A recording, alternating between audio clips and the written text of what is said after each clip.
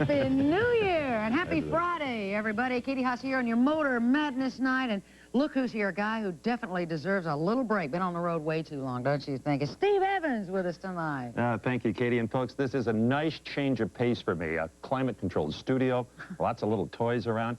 And I can run a little smack on Ralph Shaheen without him smacking me back. Oh, yeah, no froggies tonight from us. No, no. We're going to give you all the respect that you deserve. What have we got tonight? You rarely get. We have got a great show. We're going to go to Minneapolis. Going to go check out the Monster Truck Challenge. Not only will we give you live action, but we'll also give you the Monster Truck Pro Arena season recap. All the action from last year, we'll give it to you tonight. Also, we're going to have a Motor Madness 98 preview, tell you where we're going over the next couple of months. Yeah, and Joe Brozovich, he is, of course, the 97 Pro Arena Truck Champion. We'll give you the great driver profile. But, Katie, right now, we better get quickly to Minneapolis, where Ralph Shaheen and Mike Galloway are about to come out of their skins over the opening of the 98 Monster Truck season. You'll see what I mean.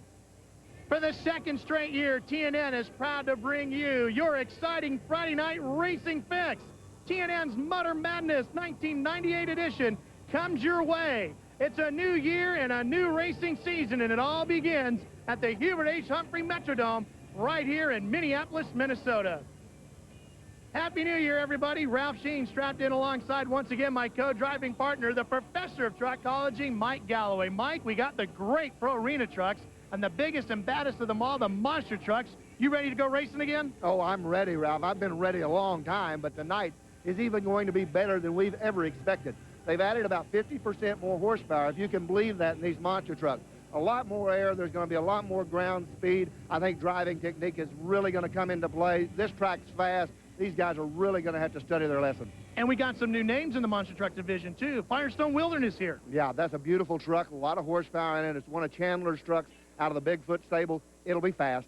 And if you don't like monster trucks, don't worry about it. I guarantee you, you're going to love Pro Arena trucks. They might be a lot smaller, but they pack a big wallop when it comes to action. These guys get airborne, they flip upside down, they crash and destroy their trucks. This is wild stuff, Mike Galloway. If I was going to go racing, and I'm not, I'd be in a Pro Arena truck. You can get in kind of worth the money. It's real racing. It's competitive racing. You race in front of a lot of people. It's a whole lot of fun and a whole lot of excitement. It's not a whole lot of technology, though. These are pretty bare-bones race machines, but it does take a lot of skill to get around these courses quickly. Well, it really does, and these guys don't have a chance to practice. They just go out on the track for the first time each and every night. They lay it on the floor, and they go for broke. It should be an exciting night, too, because we got a bigger racetrack here. Yeah, and it's a lot faster. It's a lot wider. There's going to be some turns going left and right. I think that's going to make a lot of difference in this course. We're going to see who really can control the truck. So we've got Pro Arena trucks and the big, bad monster trucks. It's an exciting beginning to the 1998 racing season. But before we go racing here in Minnesota, we got to go back to Charlotte, North Carolina. I told you Ralph was pumped up. Did you check out the paint job on the new Samson truck? Was that bad? Yeah, boy, pretty macho. But, you know, we're going to get you all warmed up for the action coming tonight. We're going to give you the season in review, the season recap of the Monster Truck Pro Arena trucks coming up next here, Motor Madness.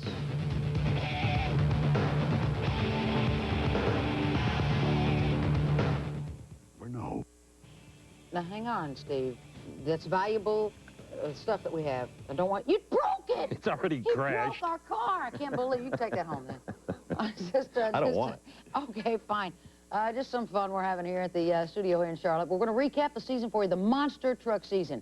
Last year, boy, it was action-packed. The points race came down to the final event in Indianapolis, and David Morris, driver of the Equalizer, powered his way past the rest of the field and claiming that title. And over in the Pro Arena Truck Series, the trucks might be smaller, but the show they put on was just as exciting as the series grew to be really a fan favorite. Jumpin' Joe Brozovich clinched the inaugural title, winning 7 of the 19 events on the tour, and there were many memorable runs in both series last season. Here's a look. Fire up the VCR for this.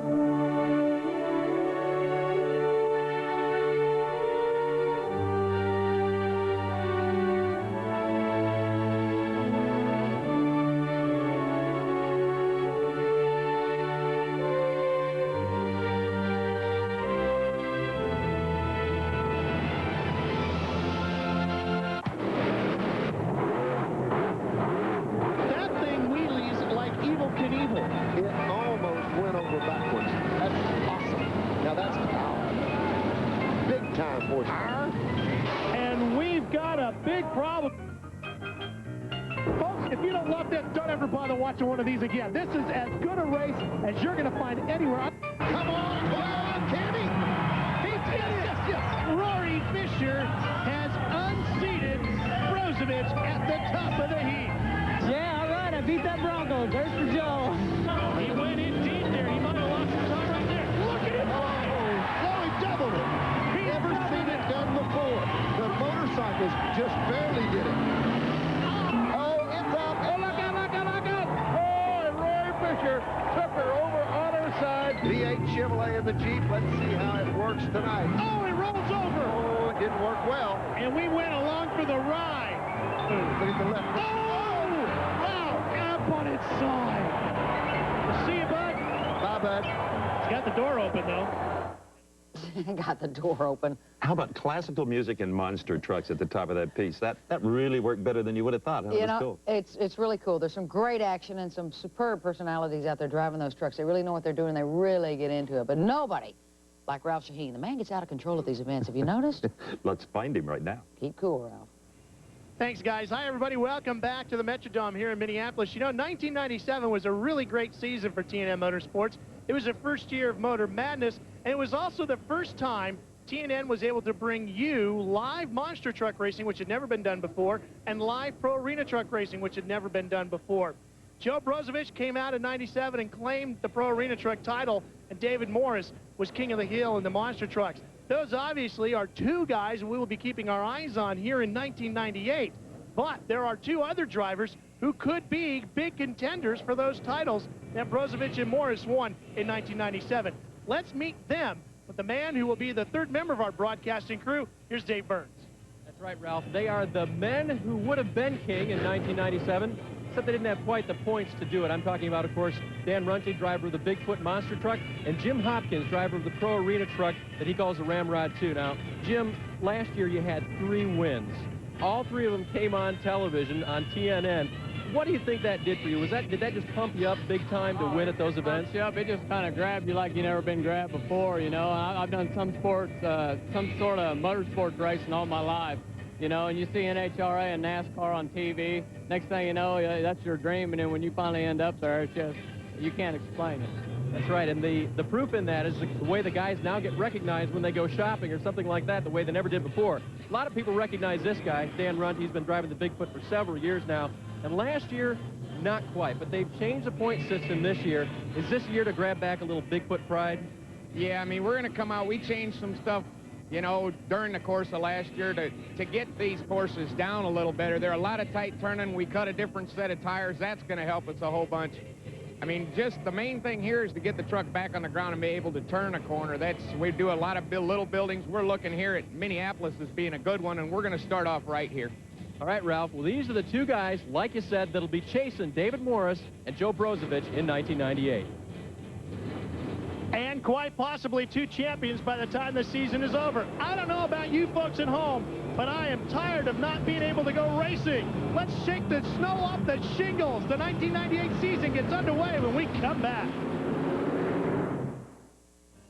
Well, it is fine time that we get the 1998 racing season off and running. I don't know about you folks at home, but a 1-month layoff was just too long for me. USA Motorsports ready to go racing, and we're going to kick things off with our monster truck obstacle course.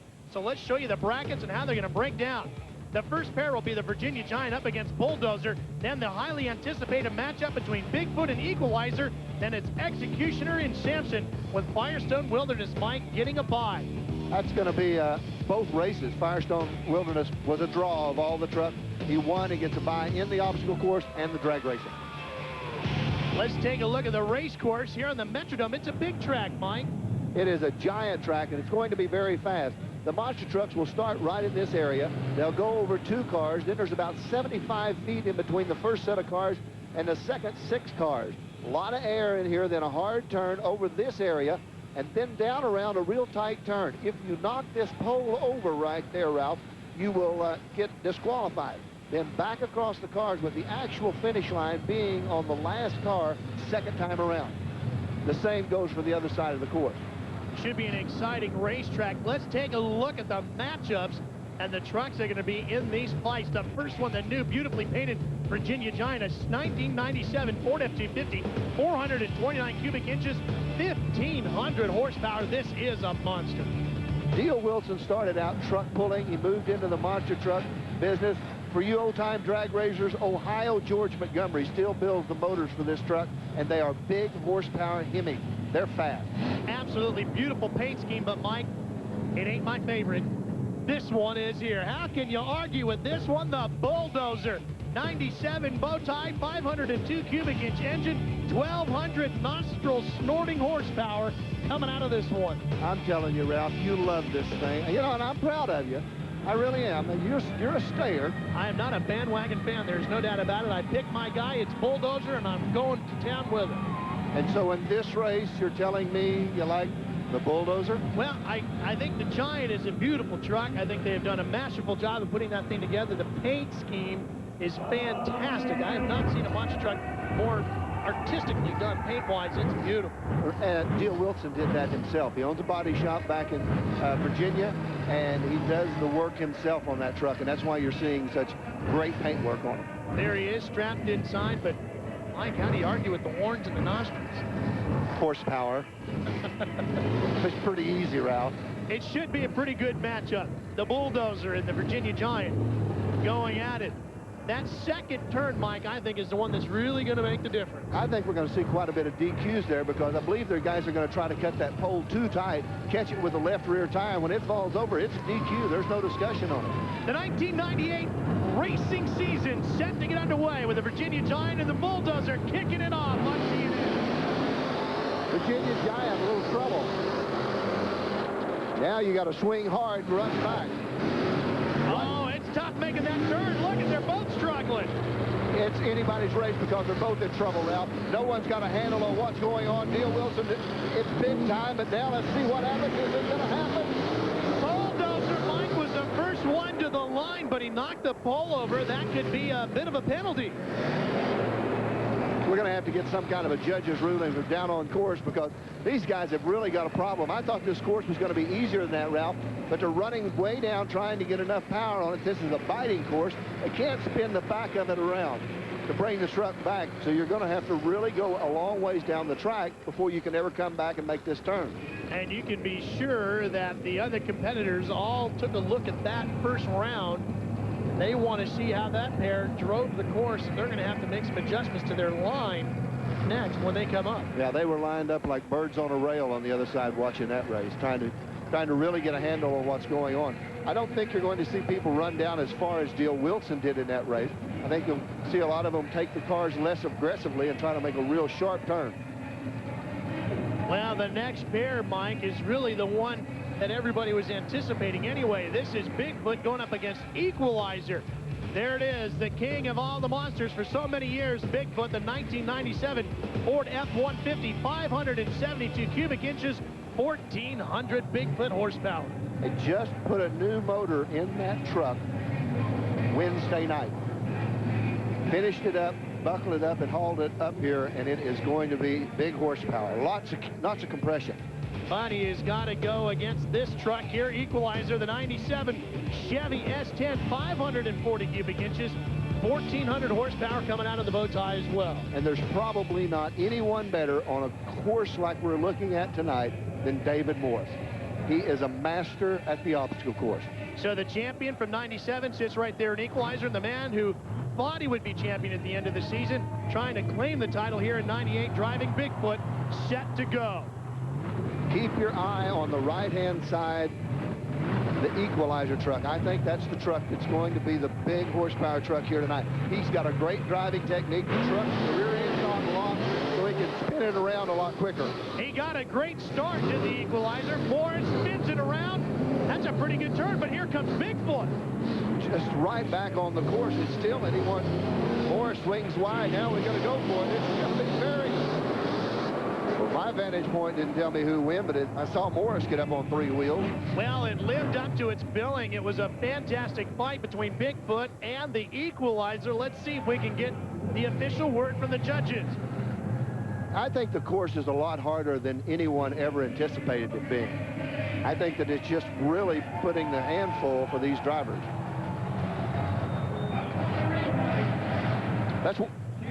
Let's watch David Morris go around this last turn. He gets a little bit wide, swings the truck back, now hammers hard on it, a lot of air under it, and he's been declared the official winner, Ralph. Yeah, and Virginia Giant was given the victory in the first competition as well between him and Bulldozer. So apparently hitting that pole was what cost Bigfoot the victory in the first pair. Now the next set is going to be the Executioner, a 1997 Chevy 3500, 572 cubic inch engine and 1,400 horsepower in this one as well. Injected alcohol, blown motor, all the good stuff from the Hall Brothers Racing Camp, and they're going to go up against, well, a legend himself. This truck runs well, should do good on this type of course, a good tight course. I believe these Hall boys can handle the tight course. Well, and the truck that everybody was talking about in the pit area earlier because of the new paint scheme is Samson, and boy, does it look great. The big bulging biceps are back. A 96 Chevrolet, 560 cubic inches, 1,350 horsepower. He's down 50 horsepower from his competition Executioner, but look at the new paint scheme.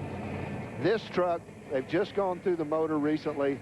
The only problems they're having with it, Ralph, is so much horsepower, they twist the ring gear and pinions out of the back of it. Brand new ring gear and pinion in the back of it tonight. He hopes that'll hold all the horsepower that this Hemi's putting out. Don't ever count out that little Chevrolet, though. It is always tough, no matter what kind of racetrack you're on. And this racetrack is tough tonight. It is very, very difficult to drive. Executioner on the left side of your screen going up against Samson. Anyone's race at this point, they're both close. Patrick. Oh, Executioner knocked down one of the poles, Mike. That could be the telltale right there. Well, it is, but look at Samson. He hit a pole too, though, Mike. And Samson, that was a great race, wasn't it, Ralph? That was really, really tough. Patrick has tweaked this truck all winter long. He tore the truck completely down, rebuilt it, and there you see the Executioner truck. They had horsepower, but not enough. Samson rebuilt this, powder-coated all the frame, went into the motor, really got the horsepower up on it. Here's a look at Samson coming to the finish, and he takes out that last pole right there. Now they're Ralph, saying that this is going to be a rerun, Mike. Anytime there is 2 disqualifications in one race, they both immediately have to go back, or they will both go back to the starting line and rerun that race. Rules say that they should be coming back immediately. We'll have to check. Well, looks like some of the USA officials are going back out over there to talk to him. Dan Patrick and Samson. And here's a look at what happened to Executioner. Right there, he that left front tags the pole. Left front tire tagged the pole on it. These guys are going for broke right now. Well, the rules say that they must come back to the starting line immediately, and that's what they're doing at this point. Here comes the Executioner. And now Dan Patrick rolls Samson out. I like this new blue paint scheme on there. I think it looks really sharp. Oh, it's beautiful. Just outstanding. They still got to finish the tailgate on the truck, he said, and they should have that done any day now. You can see how it's blank on the back of the truck. They're going to have that all painted up as well. Got to think this has got to eat on your mind just a little bit. Just went out and ran the truck. Both the trucks going to have temperatures in the motors, and that's the critical point of it. You want to keep these trucks as cool as possible. They do run better warm because they're alcohol engines, but you've got to go right back to the starting line. You know that both of you made a mistake. What do? Do you go for broke on it, or you just try to complete the course without knocking down an obstacle? It seems like most of the trucks since the first pair are starting to take that second group of cars a little bit easier, like you had suggested. I think they're going to go a little bit easier again. I definitely do too, Ralph. I don't think you're going to see the flat-out speed that you'll see in the track. Patrick, a little bit of a lead. He's light over him. Now let's see what happens when they cut the corner. Patrick's got a pretty good lead, about a half turn, but right now the Executioner just took out another pole. Patrick makes it around without a penalty. Was one's going to go to Dan Patrick. The part that got him crossed up the first run was that last hole over the finish line jump, and this time he clears it smoothly. So Dan Patrick wins the last pair. Let's check in with Dave Burns down in the pit area. Well, Ralph, Gil Wilson agrees with you guys that it is tough tonight out here at the Metrodome, but it's not because of the course, Gil. You told me your truck might not be just right for this course. Yeah, the truck is not set up. It doesn't turn as short as some of these trucks. We'll get it changed. It'll be better. Next time we'll go after them for sure. But tell them how much you enjoyed the course. Hey, the course is a lot of fun. It's a little bit tight, but I like the long start. It gives us a good feel for the course. You got to really stop fast, turn it on a dime, and go for it. All right, we'll run around and get some other opinions, Ralph, but so far, Gil Wilson loves it. All right, Dane, thank you. And so does this Metrodome crowd here in Minneapolis, Minnesota, as the 1998 racing season gets underway. Stay with us. Motor Madness coming right back to Minneapolis, Minnesota, right after this. Welcome back to the Metrodome, Minneapolis, Minnesota. Pro Arena trucks set to make their first run here in 1998.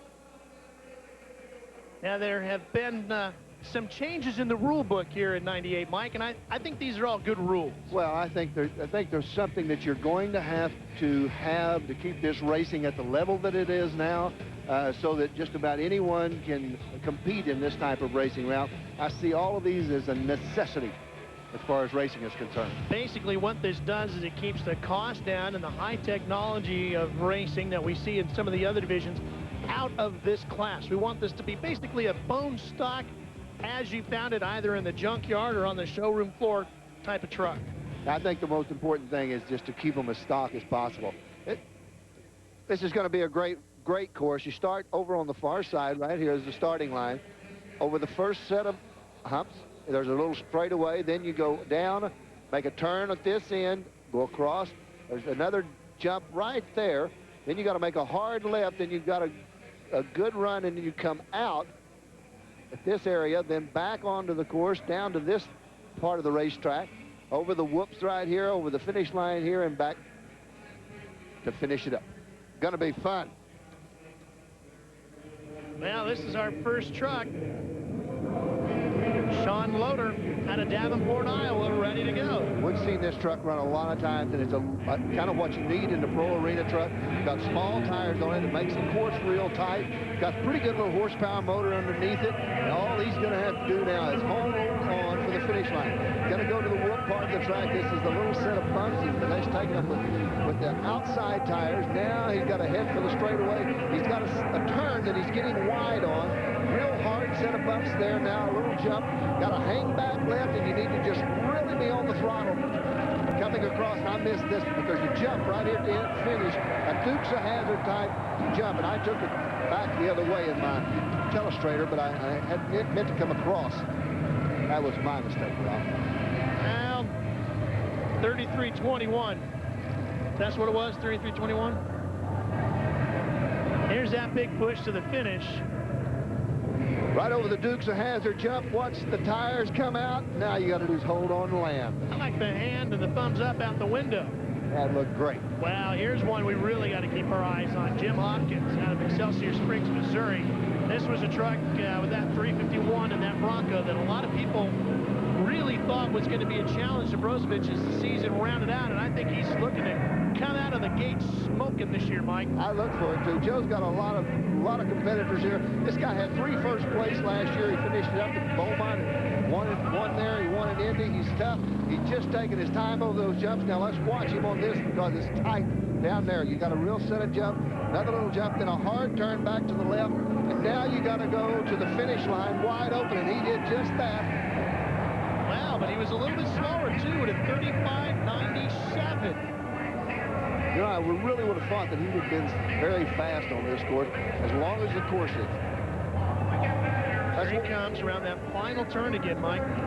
Gets a little wide, then he's got to come back. Instead of kind of taking an angle at it, he goes hard to the finish line. There it is, tires up, big shot at it. A good landing, but just not fast enough. Let's check in with Dave Burns. Well, Ralph, Sean Loader was a little bit hesitant to be the first guy to go out there tonight, but he's getting congratulations all the way around. We'll get a quick word with him. Sean, how was the course for you being the first one to get out there and check it out? Oh, it was all right. The only problem was over on the far side of those cars, those real rippy-doos. Real backbreaker, but otherwise the rest of the course was real nice. It looks like those turtle shells were really pretty easy on the far end. Those were all right, yeah, they were real smooth. It's just that one over there that was real rough. Okay, guys, keep your eyes on the whoops. Well, this is not a race division. That is just for the guys. Kathleen McNamara having at it. Well, she took a hard shot over the first jump. Now she's got to keep it in line. If you see this little right there, any one of those cones or markers that you knock over cost you 5-second penalty, and you can't stand 5 seconds in this racing. Now, Yeah, she's smoking big time out of the back of the truck, too, Mike. Sounds like she's broke the front end on it. Horsepower's coming up, but the truck's just not moving as fast as the motor sounds like it should. She's not going to the finish line real hard either. Now she's over the final jump with a 37.73.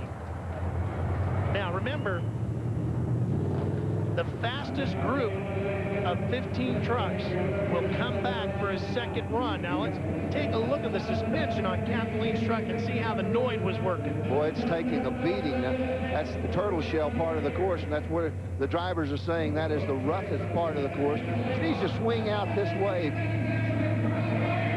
over the jump. She didn't have a lot of speed when she got to that jump, and I think that was partly because the truck was hurt just a little bit. Well, the national champ, Joe Brozovich, is up next. Hole number 88, Joliet, Illinois. This 74 Ford Bronco really put it to the competition last year.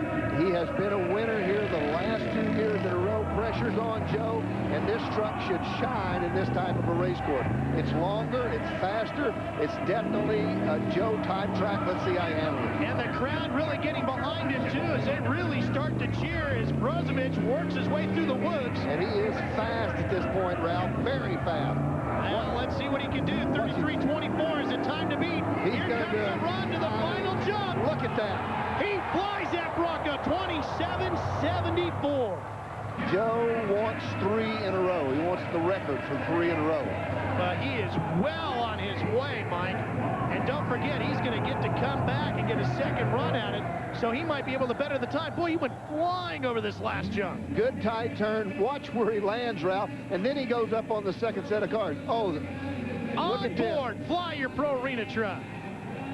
Now, what? That's Joe Brozovich has set the mark, a 27.74, as that King of the Hill Bronco from 1997 is ready to hang on to that crown for one more year. Stay with us. We're coming back. Well, the Pro Arena trucks have been providing some pretty good excitement here in the Metrodome. John Youngblood is going to be the next competitor up. Truck number 17 out of Corder, Missouri. Chevy pickup, 1984 edition. 2 years ago, had a real quick truck that was hard to beat. Built this truck last year and just has had problems like that. Oh, and he blew out the right front, Mike, and lost one as well. Sheared all the lug nuts off of the left front on it. And, boy, that didn't take. Blew the right front tire out, sheared the lug nuts off the left front. Real hard to steer when that happens. Yeah, that is not the quick way around. And he sent the one tire flying right off into the new trucks that are here on display. I'm sure the local dealer's going to love that. I think he's going to rip the center out of that tire. There it goes. It's gone. Right into the brand new trucks parked over there. Now watch, this tire comes off, this tire goes flat. Here we go. There goes the flat on the right. There goes the other tire with the center out of it. And the rear tires, he's...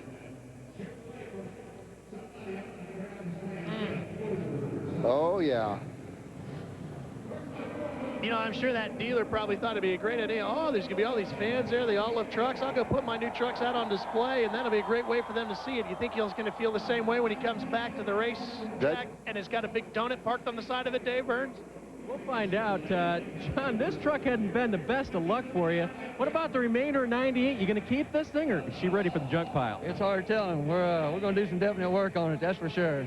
Now, what happened? I mean, was it just total failure out there? Could you feel it going? I know not till it hit the ground. Kaboom, he was done. So John Youngblood done for the night.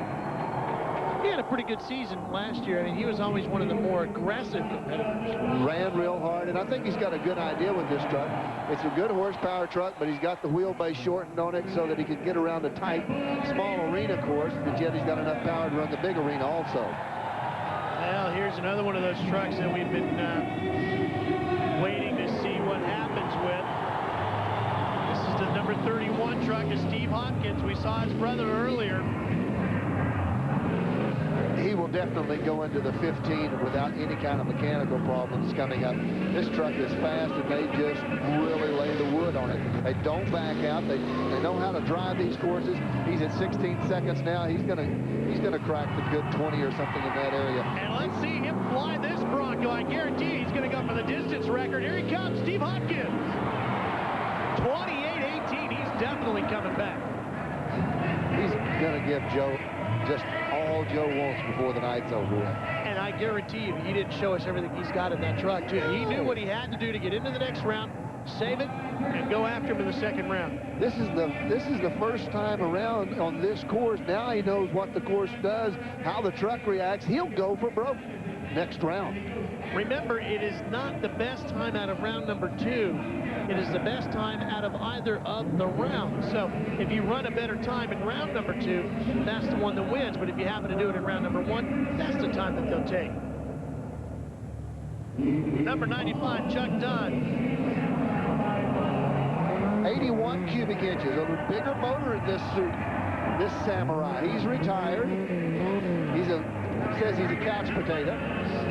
Got the license plate still strapped on. And still the windshield might be a little cold going home in that. He's not letting up for anything. This is a good idea. A little 81 cubic inch Samurai, and boy, this guy is going for it. He is getting around. Look at that, Ralph. He's going to be there. He's going to be there big time. Boy, 29.86. Runs less than a 30 with 81 cubic inches. That extra 1 cubic inch made a big difference between this one and the other one, didn't it? No doubt about it. Let's take a look at this run again. Moved him into 4th place. Now he's headed for the finish line area. Big air under it. Hold on. Well, that landing didn't look too bad, did it? Seems to have a much better suspension. Well, do you think Hopkins can get him in the second round, Dave?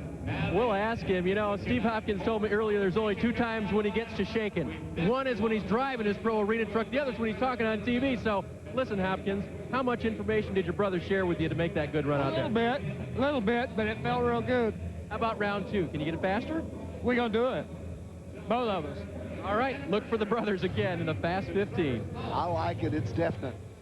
Oh, yeah, they're going to be very, very strong. And Joe Brozovich has definitely circled them on the entry list as the #1 competitors to watch out for. Bill McCoy and his little truck known as Concoction showed up in one of the first races last year. And Mike, throughout the course of the '97 season, they worked on this truck and worked on it and worked on it. And it got quicker and quicker at every round. And I loved it every round. It's got a V6 Chevrolet in this little truck, 79 Toyota, and I always thought it was a great combination. He won in Nashville. He was first and second. He has yet to win with us this last year, but boy, he's trying hard tonight. This guy's getting it. 22 seconds about that part of the track. 27.74, the time to beat for first, but he might get himself into the fast 15. Well, he did that, 29.45. I believe that's the best run that we have seen him last year. I don't think he had anything quite this good. That truck is going to be a winner this year. That's going to move him into 3rd spot, I believe, Ralph. Bill McCoy, 29.45, coming around that last turn. You can see the wheels fighting for the traction, up on 3 wheels for a part of the turn.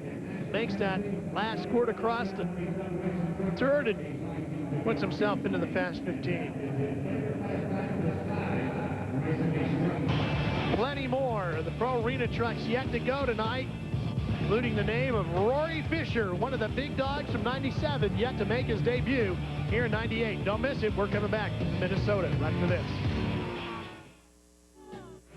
Here's a look at the top 10 so far in round number 1 of the Pro Arena Truck Challenge. Joe Brozovich still the only truck to dip down into the 27 range. He leads them all. 10 trucks so far have positioned themselves to come back for the top 15, fast 15. We still got 5 slots opened up, and I don't think Backman is going to be one of them, Dave. No, I don't think so either, Ralph. In fact, I'm sure he wishes his truck went straight at the end there, too. Gary, what happened? We coming off that end corner down there, and it didn't feel right, but it John Deere truck was running really hard.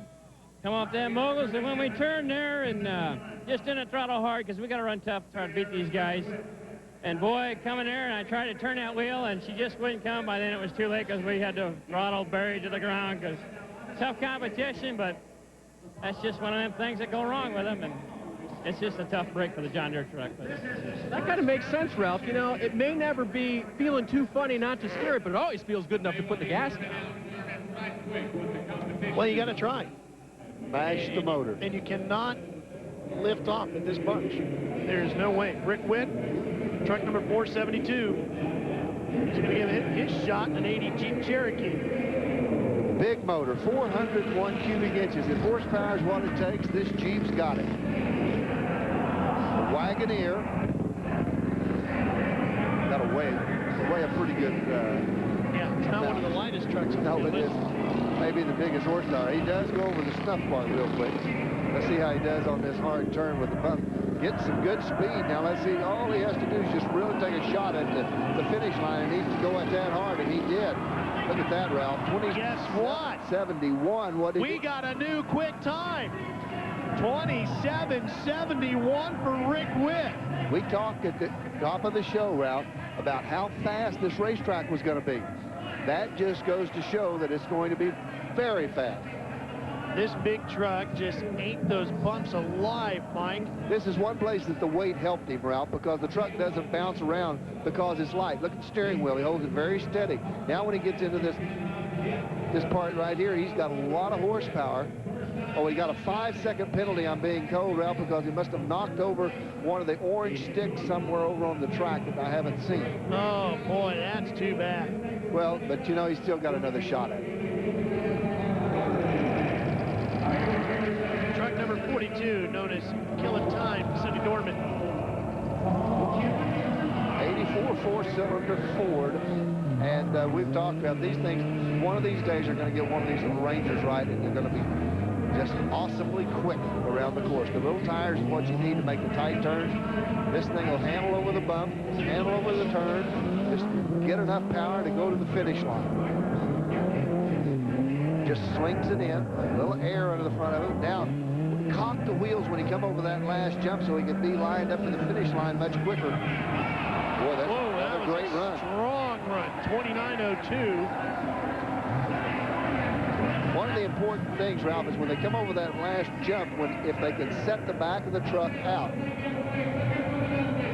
Here's that last jump. Boy, he really flew this one, too. Oh, big time. Look at that. That's beautiful. And the suspension just soaked up every bit. When he landed, came to a nice, pretty stop. Going to drop him into the 4 spot. He's ready to go. Mike Nelson. Nelson says he's tweaked on this all winter long. It sure looked stout that first time we saw it last year.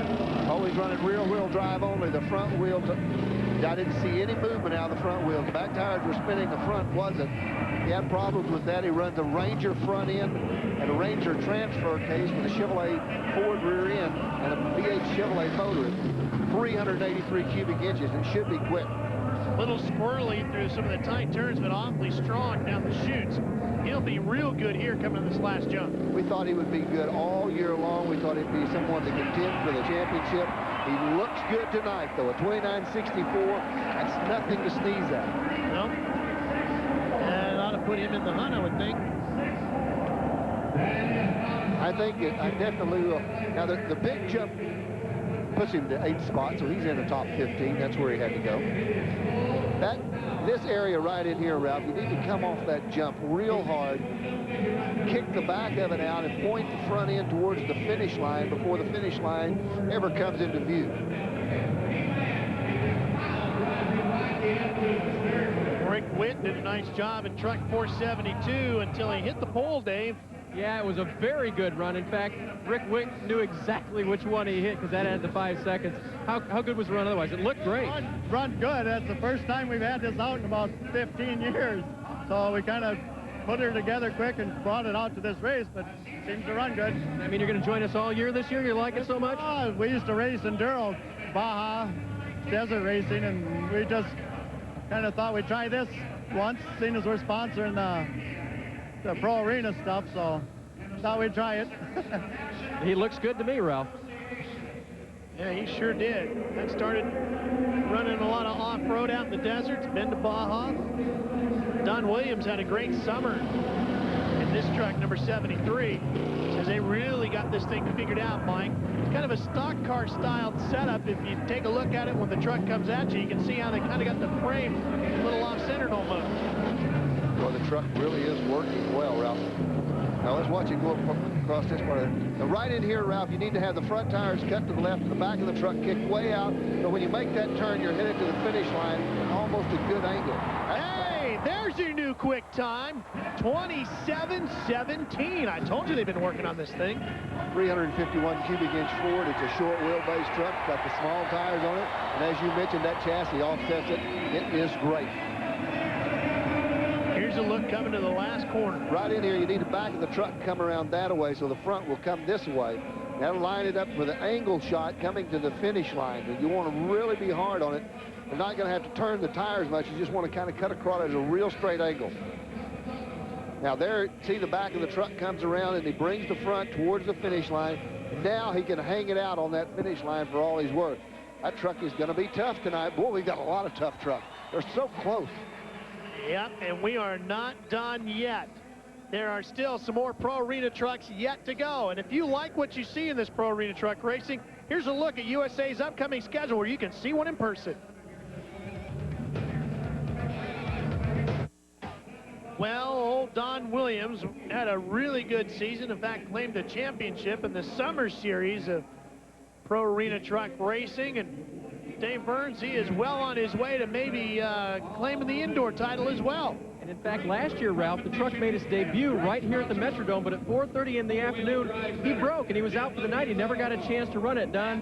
Things have sure turned around after this summer and now this run. Yeah, I hope the truck ran real good. It felt real good. We had a real good summer with the truck, and I hope we have a good winter. Can you be any faster in round two? I can be a lot faster in round two. Ouch. Ooh, Ralph. He's going to have to be, though, Mike, because the Hopkins brothers and Brozovich, I believe all three of them still have plenty left to go. I think they all learned a little lesson on that first run, and we could see them just keep cutting the times. This is old number 113, TJ Gavouche. Right, Ralph. 351 cubic inch Ford, and TJ's having his hand full of problems right now, but boy, he's mashing on the motor. TJ is going to try to go for broke. 21 seconds. Hold on. No. Oh, TJ. Boy, he stood it up and never lifted him. Don't loop it. And that means worse. That killed him. Look at the right front tire, Ralph. He's done. And listen to the motor. We've lost tranny. We've lost. But he clocked in. He finished. Other side. This tire. You know what, though, Mike? TJ was a last-minute entry today, too. Sometimes you just should have stayed home. Broke this time, and I think he's got the transfer case gone also. Either that or a drive shaft, which comes in back there. From right here in Minnesota, TJ was all excited to go racing here. Watch this. Oh, yeah. did it. That takes out the U-joint right there. See, his tires are locked up. The tire's not even turning, so we wiped that completely out. Now he gets all out of shape. And the reason that happened, this tire's finally broke loose and started to spin as he goes towards the finish line. Look at the air coming off this now. It just nosedives it off of this jump. It's straight into the ground. Watch that tire. Doesn't spin.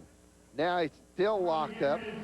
Going to break loose right in this area. This is why he's spinning that donut, because this tire is not spinning. Finally gets loose, but look how the hub is just warped all the pieces. We're talking about a new wheel on this one. And he was 17th, Ralph. He was so close with all those problems. Yeah, he was right there. He was right there. TJ Gavouche. That is how you say it. That's Ukrainian. exactly right. It's a Ukrainian last name. He was telling us about it earlier today. Good sport about the whole thing. Oh, well, Maple Grove, Minnesota's TJ Gavouge. Just splat. We'll be back.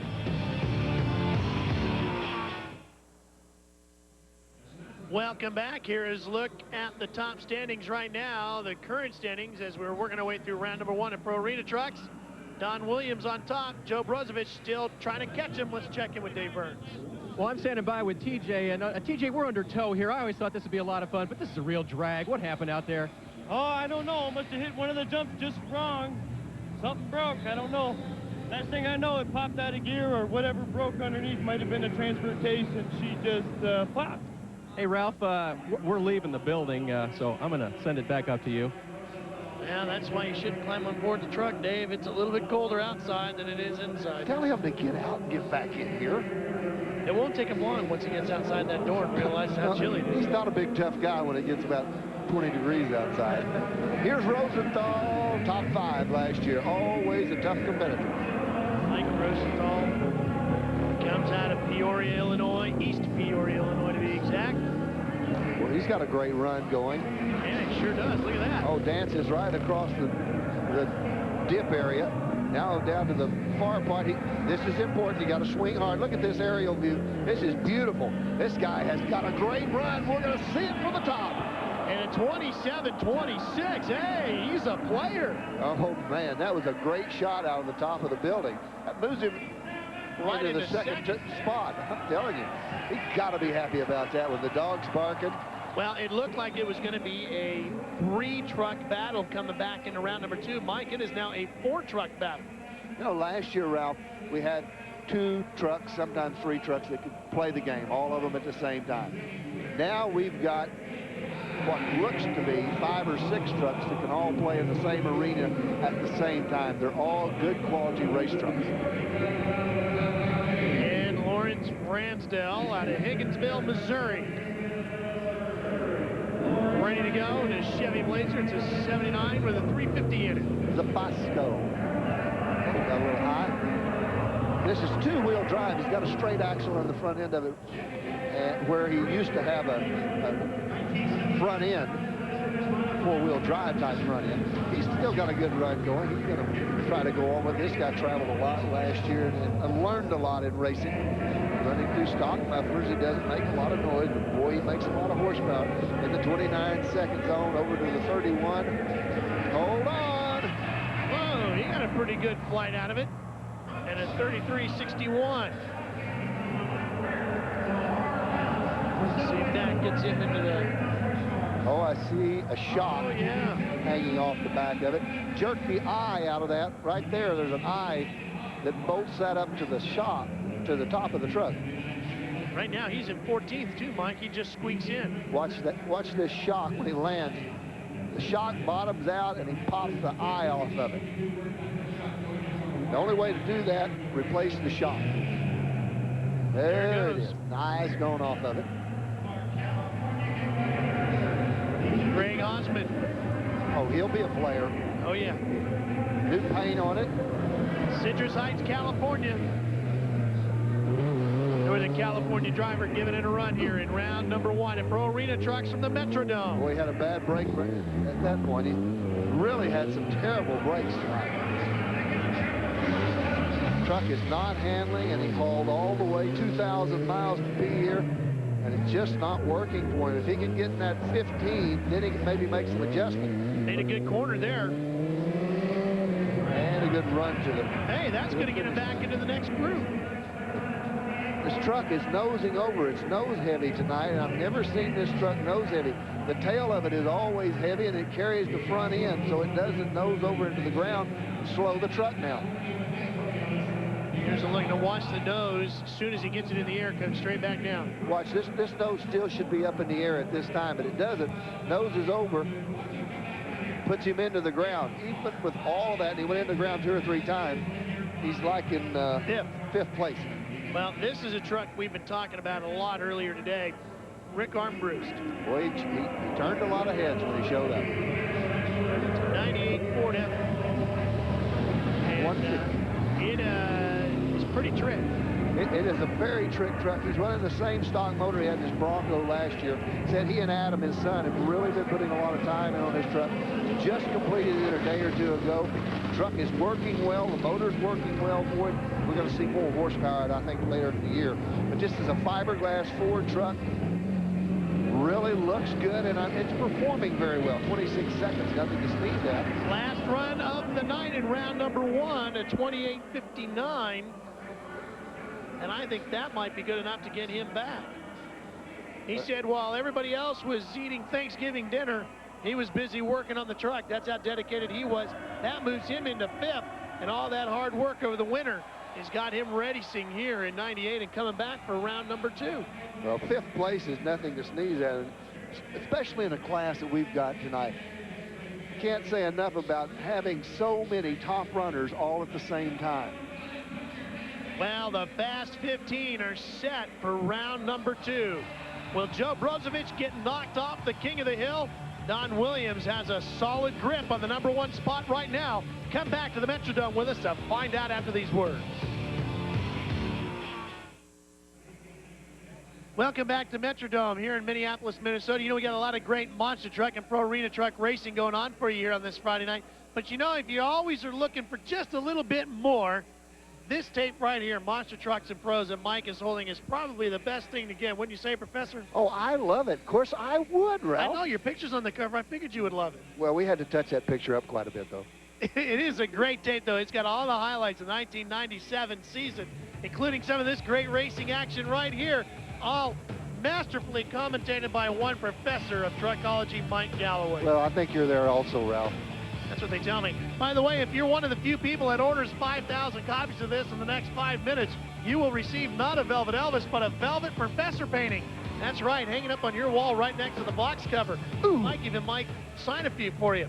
You get Monster Trucks and Pros, the thunder and lightning of arena racing. It's just $15.99 plus $4 shipping and handling.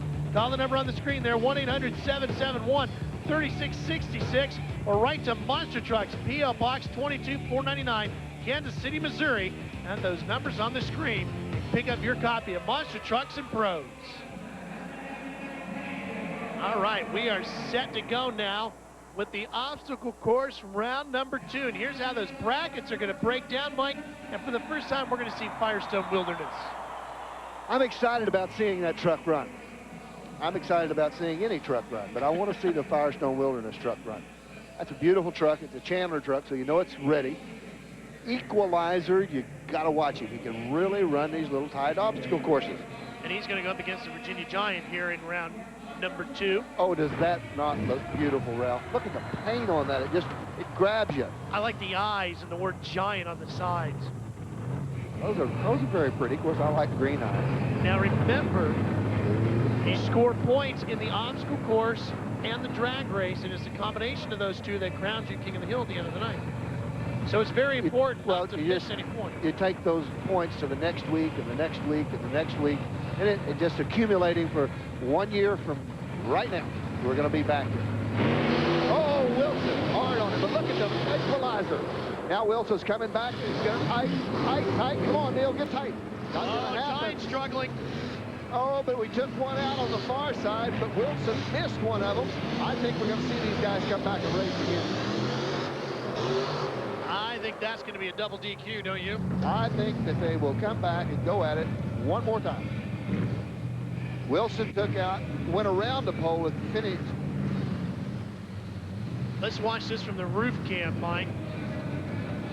There's a unique shot, if that doesn't make it dizzy. Oh, it does. Got a lead. Now, good turn, but he's going to take this pole out. Right there. Meanwhile, Giant just misses a whole section. Deal misses that pole. All right, now they turn straight now. What's going to happen? Double disqualification. They'll come back and go again. Yep, and they'll do it right away, too. So Neil brings the truck back around. The Giant will stage. Doesn't take, and I don't think you'll remember this, but there was a gentleman named Ohio George Montgomery that ran AA supercharged gas cars for quite some time. Had a Mustang back in the 60s that was a very fast car, and he had a Willis coupe. Well, he builds motors for D.O. Wilson, Virginia Giant out of Winchester, Virginia. Samson's going to go up against the Firestone Wilderness. That'll be the other pair.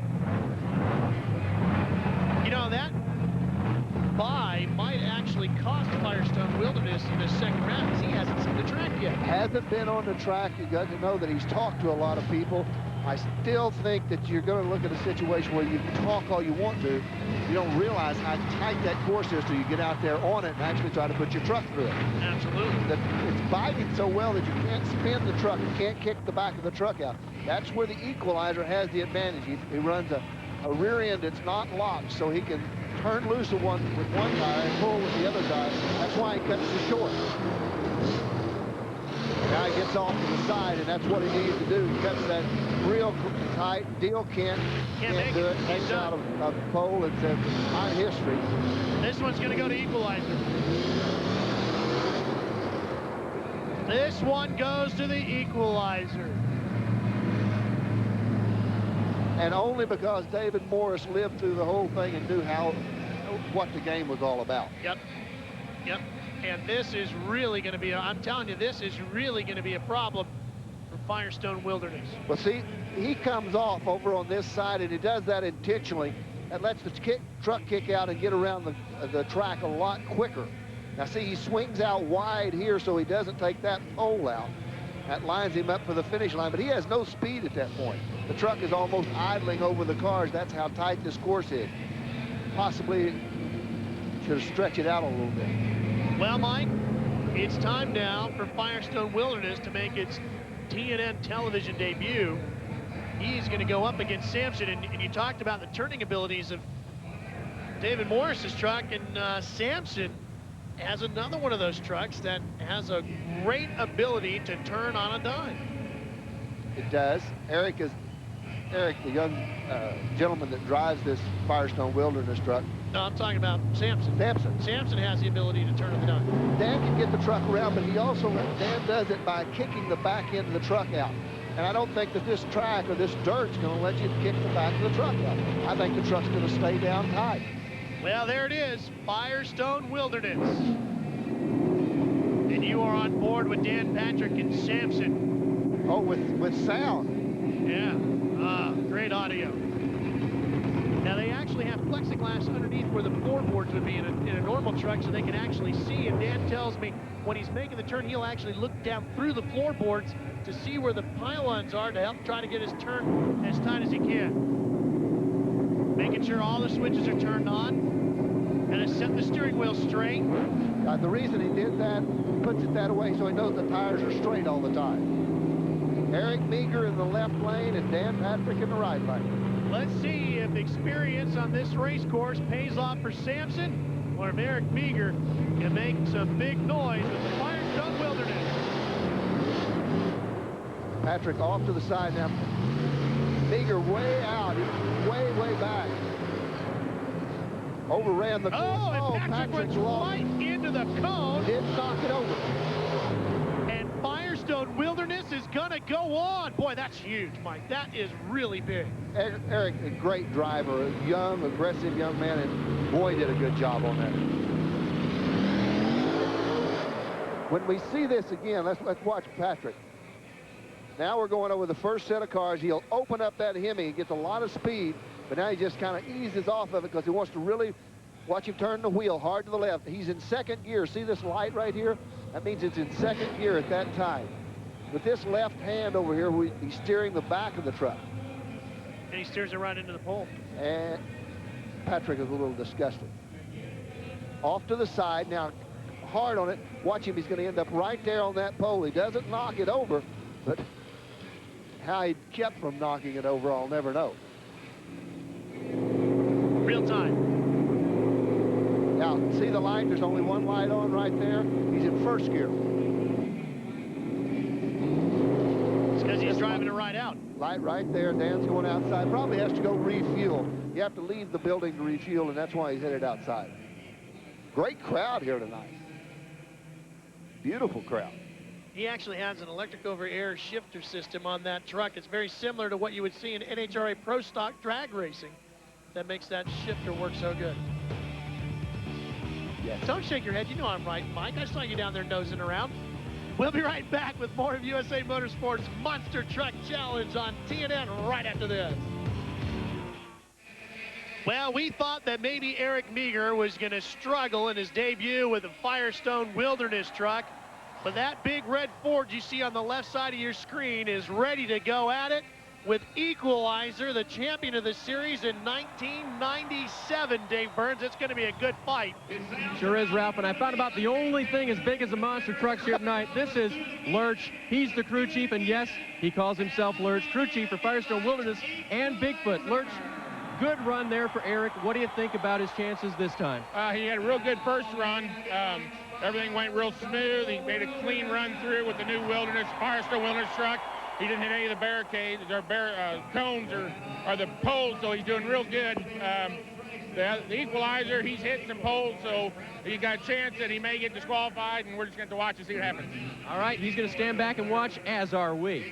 I thought Dave was maybe standing on top of a small ladder to do that interview. He's a big man. Oh, boy. He is huge. I call him Mr. Lurch. Yeah, Mr. Lurch, exactly. I like to stand next to him because I look a lot thinner. What do you think Equalizer? I'm just going to let that one go. You like Equalizer or you like Wilderness in this one? Oh, Lurch brought up a good point that they're going to try to run the course clean, and Equalizer's had so much problems knocking over barriers. I'm going to go with Equalizer. It's kind of hard not to, but I was really impressed with Meager in that first run. They are side by side off the line. They're all off to the left now. Uh-oh, we're in trouble. Equalizer is going over. No, he's not. No, my heaven. Upside down goes the Equalizer. It took a week for it to lay over on its side. I didn't think it was ever going to, you know, if the barriers hadn't been there, I believe he could have driven it out. He had it all the way on his side, but he hadn't given up. He was still fighting it. The USA Motorsports crew right on top of it. Watch this from the roof cam. Now, they are just about as close at this point that anyone could be. Watch him when he comes off, though, right in this area. Now he lays it over his side. It's not over with. He's still driving the truck. He's trying to bring it around. But see that barrier right there? I think that's what cost it. He had to come back around and just lays it over real easy. I don't think the truck is hurt. I think he'll be back in the drag racing. Not hitting the barrier, but what you're saying is if he didn't have the barrier there, he could have kept driving it that way. He could have kept driving on its side. And it might have come back around. Brought it back on it around. Right here, Ralph, see, he's trying to drive it out. He's cutting the tires. He's not over yet. And it's too late at that point. That would be tremendous side bite. Oh, it is great. That would be absolutely unbelievable side bite, and he could bring that thing back over. It's been done before. But now he is out of the truck. Kevin Pugh and the crew from USA Motorsports helping to get him out. They want to get this truck back over. He wants to go drag racing here in a little bit. Well, he don't want to get all the oil and liquids up inside the motor. He wants to get it back over as quick as you can. He's looking at it. It's not hurt, David. Let's go racing.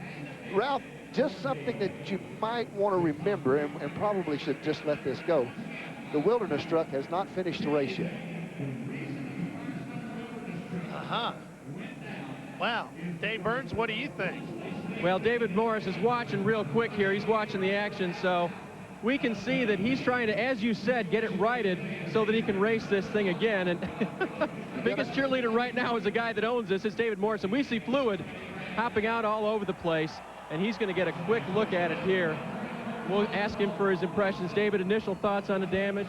Well, I don't know yet. Well, you know, there's no way to tell until we get time to check it out and look it over, so.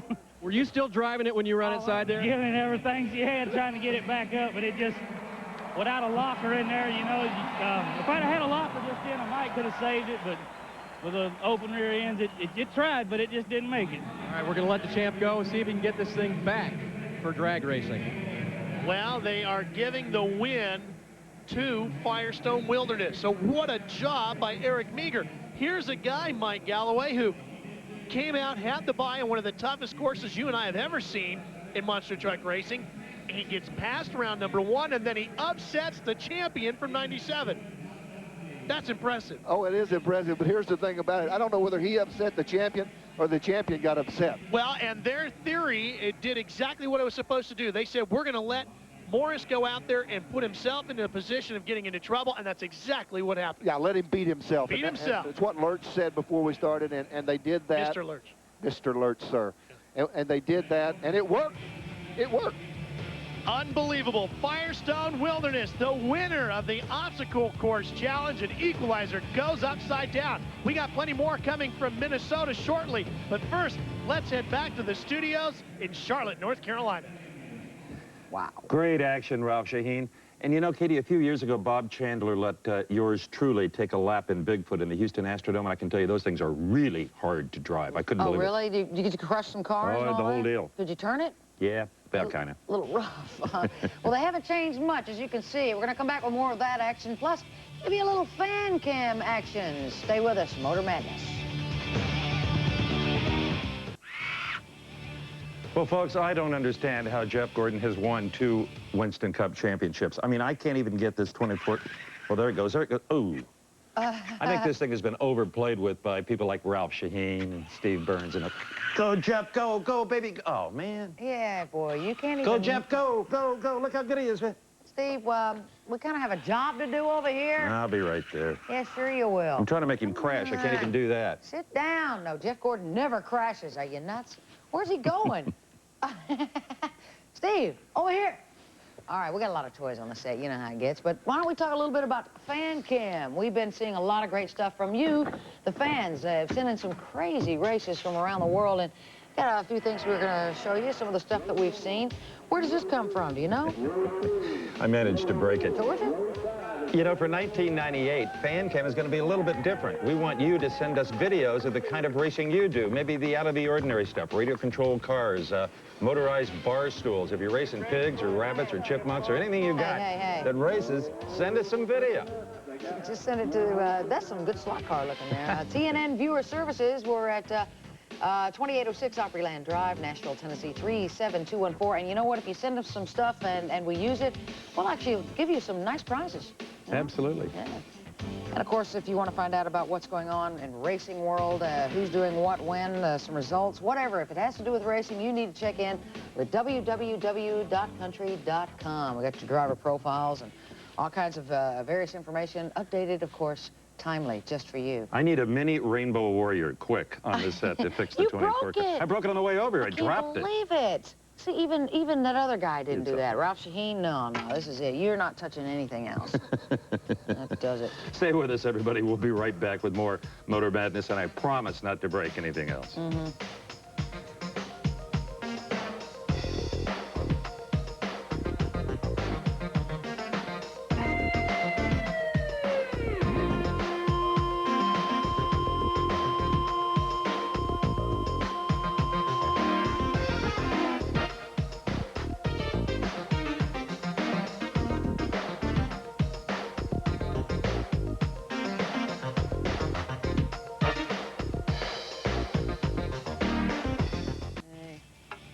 Katie is very possessive of all of her toys, even her chips for that matter. You know, last year, Motor Madness introduced pro arena truck racing to the motorsports world.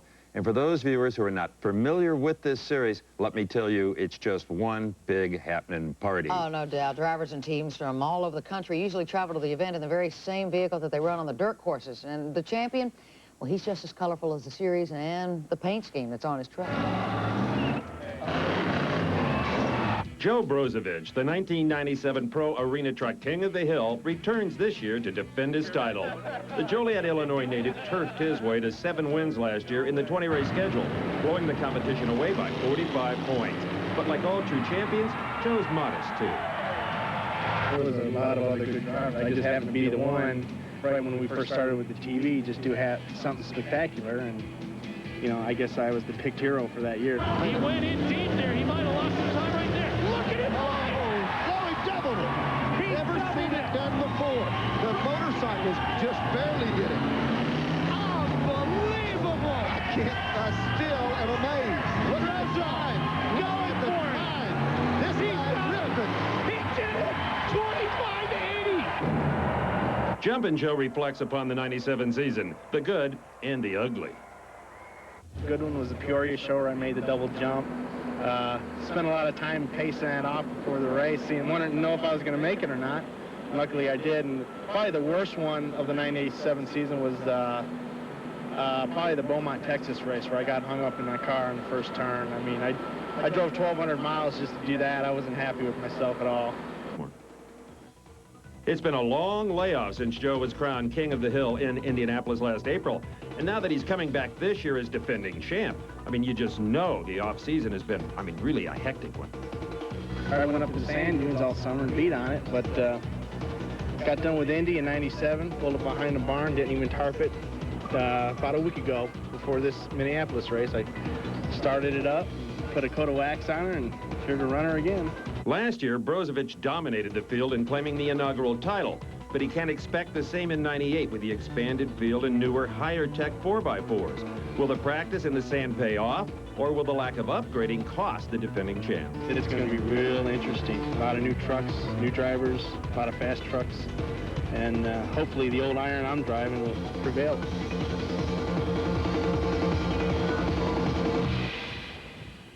I can handle some of that. You know, no matter what happens to Joe, he always seems to wear that wonderful smile. Mr. Happy of the arena truck. Yes, he's got nice lips, too. You know, he's got some competition out there tonight. We'll take you back to Minneapolis, Minnesota, with more of that monster truck racing. And more to come here from Motor Madness. Stay with us. We'll be right back. If you're enjoying the monster truck and arena truck racing tonight from Minneapolis, you're going to love next Friday night on Motor Madness. Oh, yeah, Des Moines, Iowa. We're going to go back out there and see some more. Take a look at this teaser. Next week, tune in as Motor Madness takes you back to the heartland, Des Moines, Iowa, for the next edition of our Monster Truck Challenge Series. These corn-fed brutes are looking to tear up the sod and tear into the competition as they battle to become King of the Hill. Hide the women and children and get the dogs off the front porch. It's down and dirty time, and only the strong survive.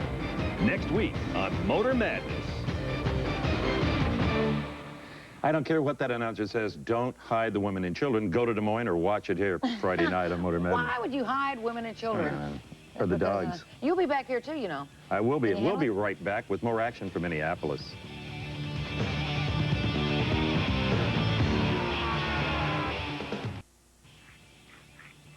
Yeah, well, thanks for the countdown. Steve? When my kids were little, I played with their Hot Wheels, I think, more than they did. I'm just seeing if I still got the touch. That's it. Let me try it for just right here one more time. Surely there's a better way. Oh, I didn't know the little truck was in the tunnel. Oh, great. Well... Sorry, little truck. While Steve's over there tearing up our valued toys, why don't we back out to Minneapolis and see what trucks they're tearing up there? Get back for more monster trucks. Here they come. Welcome back to USA Motorsports Monster Truck Challenge. This is the Metrodome in Minneapolis, Minnesota. Lately, the Minnesota Vikings have been doing a lot of football in here, but tonight we're racing with the Pro Arena trucks and the monster trucks. Ralph Shaheen along with the Professor Mike Galloway back with you. And Mike, I think round number one of Pro Arena trucks was very interesting. We got a new name up top there, but what was really wild was the monster trucks. We thought we were going to see David Morris maybe lock things down there, but boy, that Firestone Wilderness truck really put it to him here. Look at how Morris gets himself into trouble here. Well, as David talked about when we interviewed him, see the tires in the air that are spinning? If it had a locked rear end, the tires on the ground would have been spinning equally as fast as the ones up on top. That would have been able to flip the truck back over on the tires and it would have never laid on its side. Well, side-by-side drag racing is next, and this fact of Equalizer being out, Mike, is going to have a lot to do with what happens with Firestone Wilderness. Well, it's going to have a whole lot to do with it. Firestone Wilderness will move up and race Bigfoot. It will take Equalizer's place in that lineup. So the Wilderness will go up just like that and race the Bigfoot truck. The fast loser of any of those racers, the 6 racers that are out there, will drop down into this other bracket. And so we're going to have a loser come back from the previous round. And that could be interesting because you would think, Mike, that maybe that fast loser might come out of that very same race between Bigfoot and Firestone Wilderness. That's exactly what I think. I think one of those trucks will be the fast loser, whichever. Let's check in with Dave Burns. Ralph, David Morris, you described it. We saw it. David, you almost had her saved, but you wrecked it. You put it home for the night. What is the real problem? Why can't you come back? Well, we don't really know how much oil we've lost.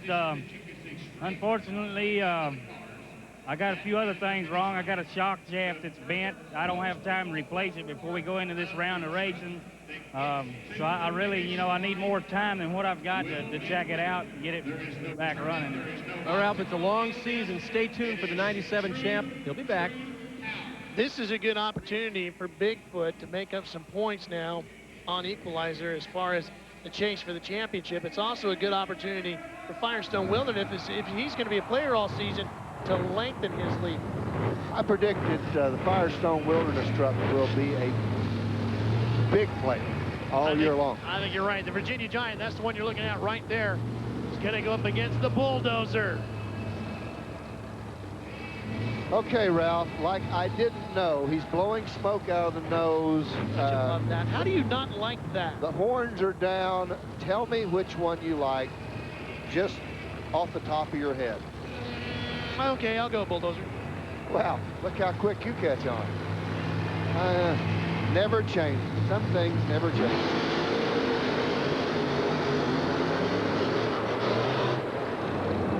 Do you want to say it for me, or do I need to say it? Bulldozer the winner. Thank you. Just as Ralph had predicted.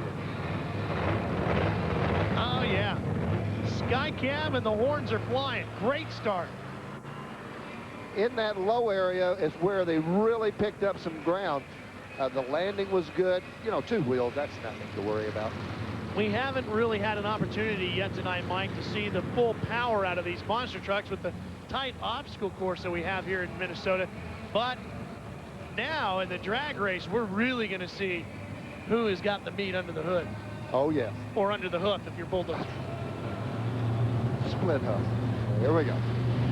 Bulldozer. Oh, yeah, this is going to be good. Bigfoot against Firestone Wilderness, and Bigfoot is going to get the right lane.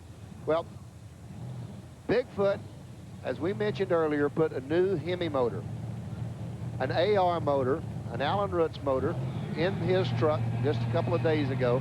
Compression on it's 15.5 to 1. So it's big horsepower. They've got the big blower on it. This is 572 cubic inches. He's really out horsepower Eric in the Firestone Wilderness. That really doesn't mean anything. You know what I think? No, but I'd like to. I think Bigfoot has got to be annoyed. He went out in the first round of the obstacle course. He saw David Morris put him away. Then he sees the Firestone Wilderness truck, which is for all intents and purposes his teammate, win the obstacle course. This guy was supposed to have won the championship last year, didn't do it. He was supposed to come back here now in 98 in Bigfoot and be the guy to take it all away from David Morris, and he's still struggling. He has got to get assertive here, get aggressive, and get back on top of the game. I think this is a really big moment for the driver of Bigfoot. And I would suspect you're right. Now, the thing about it is, oh no, sound asleep at the starting line. Wow! Eric Meager is setting this one with his name in lights big time. When we look at this on the replay, you're going to see something that's just absolutely unbelievable. Look at the roof cam. Look how far Meager is out at the start. He jumps him probably a truck and a half off the line, and Bigfoot, he smoked him. When they wake up, he finds out that it is absolutely too late. Well, the only thing Bigfoot can hope for is fast losing. Yeah, and I don't know, because Dale Wilson made a great pass. And we've still got a set of trucks to go. Yeah, Executioner and Samson, which is not a pair of weak trucks by any stretch of imagination. Oh, please. Hey, neither one of these guys got a walk in the park. You know, Patrick tells me that his motor... Wow, how about this, Mike? We are now being told that Firestone Wilderness jumped the gun, which would be basically like a red light at an NHRA national event. So that gives the win to Bigfoot. Well, we talked about in that replay how far out Meager was on Bigfoot when Bigfoot left. Well, there is the exact reason why, because he jumped the gun. You are on board with Dan Patrick and Samson as he backs that beautiful Chevy up. Oh, this should be a great ride. Dan says the horsepower up on this truck about twice what it was last year. And that's what he's going to see when he hits that first set of cars, nothing but the Metrodome roof. Now, you see them shut the motor off and raise their hands up, Mike. Well, RII, remote ignition interrupter, and that is something that shuts the engine off in case there was a problem. There is a gentleman standing on the sidelines that makes a decision whether to kill the motor. And what they do is test that shut-off button. And that, when they raise their hands, then they shut the truck down. Another sign of safety from the good folks at USA Motorsports. It's going to be a great race. I mean, a great race. Patrick Allen. I think Dan Patrick and Samson. No, we got another one upside down. Uh-oh. Executioner on its roof. I saw it coming, and there was nothing you could do about it. But, Ralph, I want to refresh your memory. You wasn't there, but I want to refresh your memory. Memphis, Tennessee, first race of the year last year. Executioner on its roof. Yep. Yep. Here it is again, Mike. Watch that right lane. The race is good. There's not a problem with the race. Patrick is just out. He covers it. He gets off to the side, but he can't stop it. He's out there on the pavement, and it's just as slick as glass. He starts sliding. Then when he gets down here to the turtle shells, the truck rolls over, and there's nothing, absolutely not one thing that can be done about it. Those are the two bumps or set of bumps down there for the Pro Arena truck course. And when he got down there into that, that's what really upset the balance. Well, maybe we could take a look at that just one more time because of the way that went. Let's go on board with Samson first, Mike, and see what Dan Patrick saw, and I guarantee you a lot of it is going to be the roof of the Metrodome. Oh, he had a beautiful run. Now,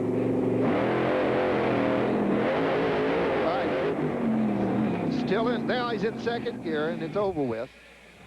Meanwhile, just off to his right. Yeah, that didn't take long, did it? Executioner was going upside down. There's Dan Patrick walking back after checking to see how his yes, I'd like to do that. competitor was doing.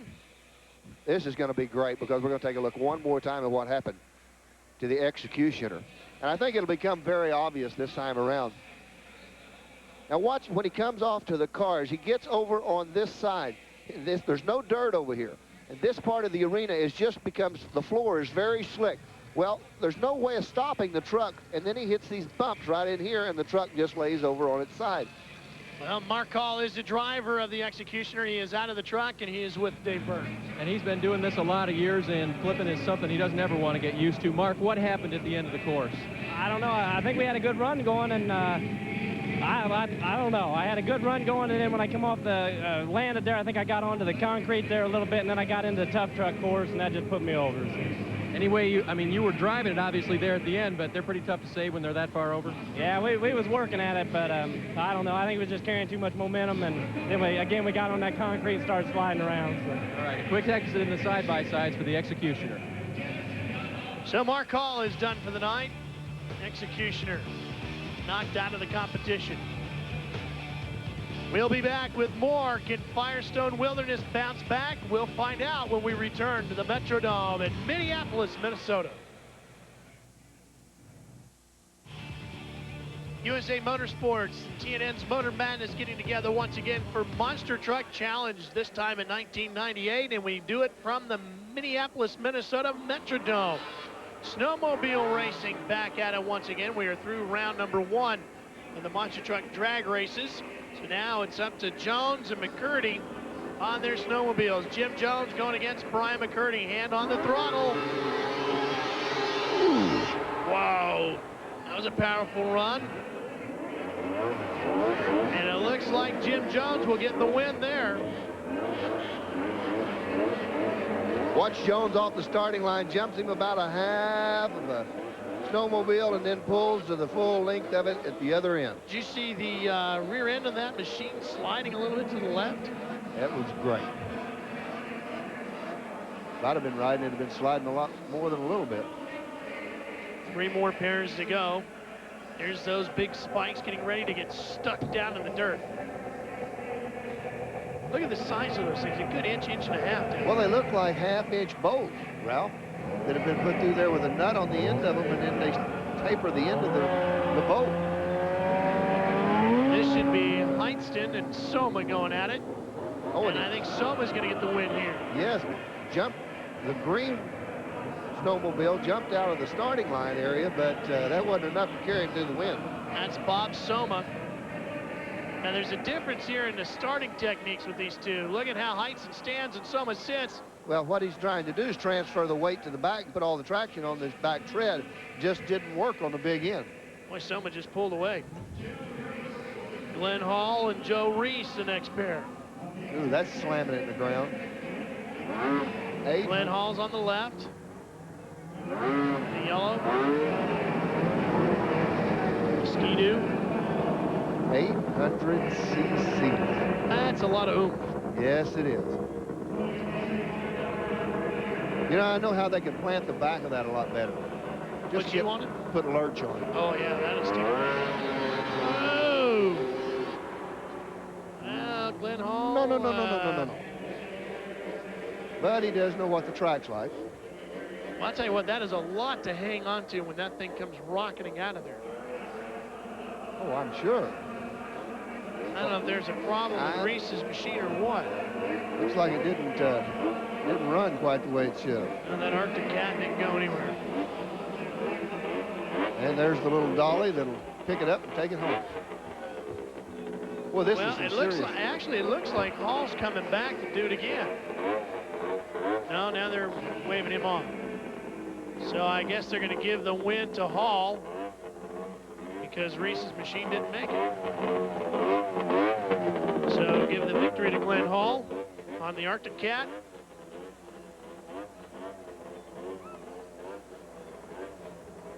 Yeah, we just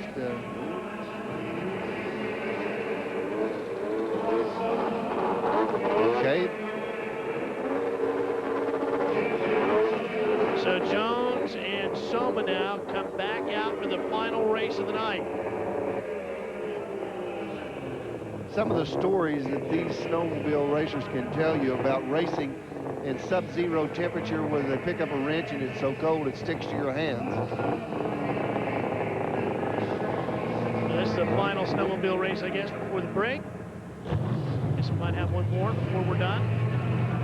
And Soma and Jones going at it, and Jones, I think, gets the win on the blue machine. Blue machine was the win, pulled it off right at the end of the track. We should have some more of the snowmobiles when we come back a little bit later. Runs well right in the far end of the track. There's where it pulled ahead. Well, I can't guarantee you that the snowmobiles will be on every round of the USA Series, but they are going to be crisscrossing the countryside. Take a look at these dates, find one near you, and come check it out in person.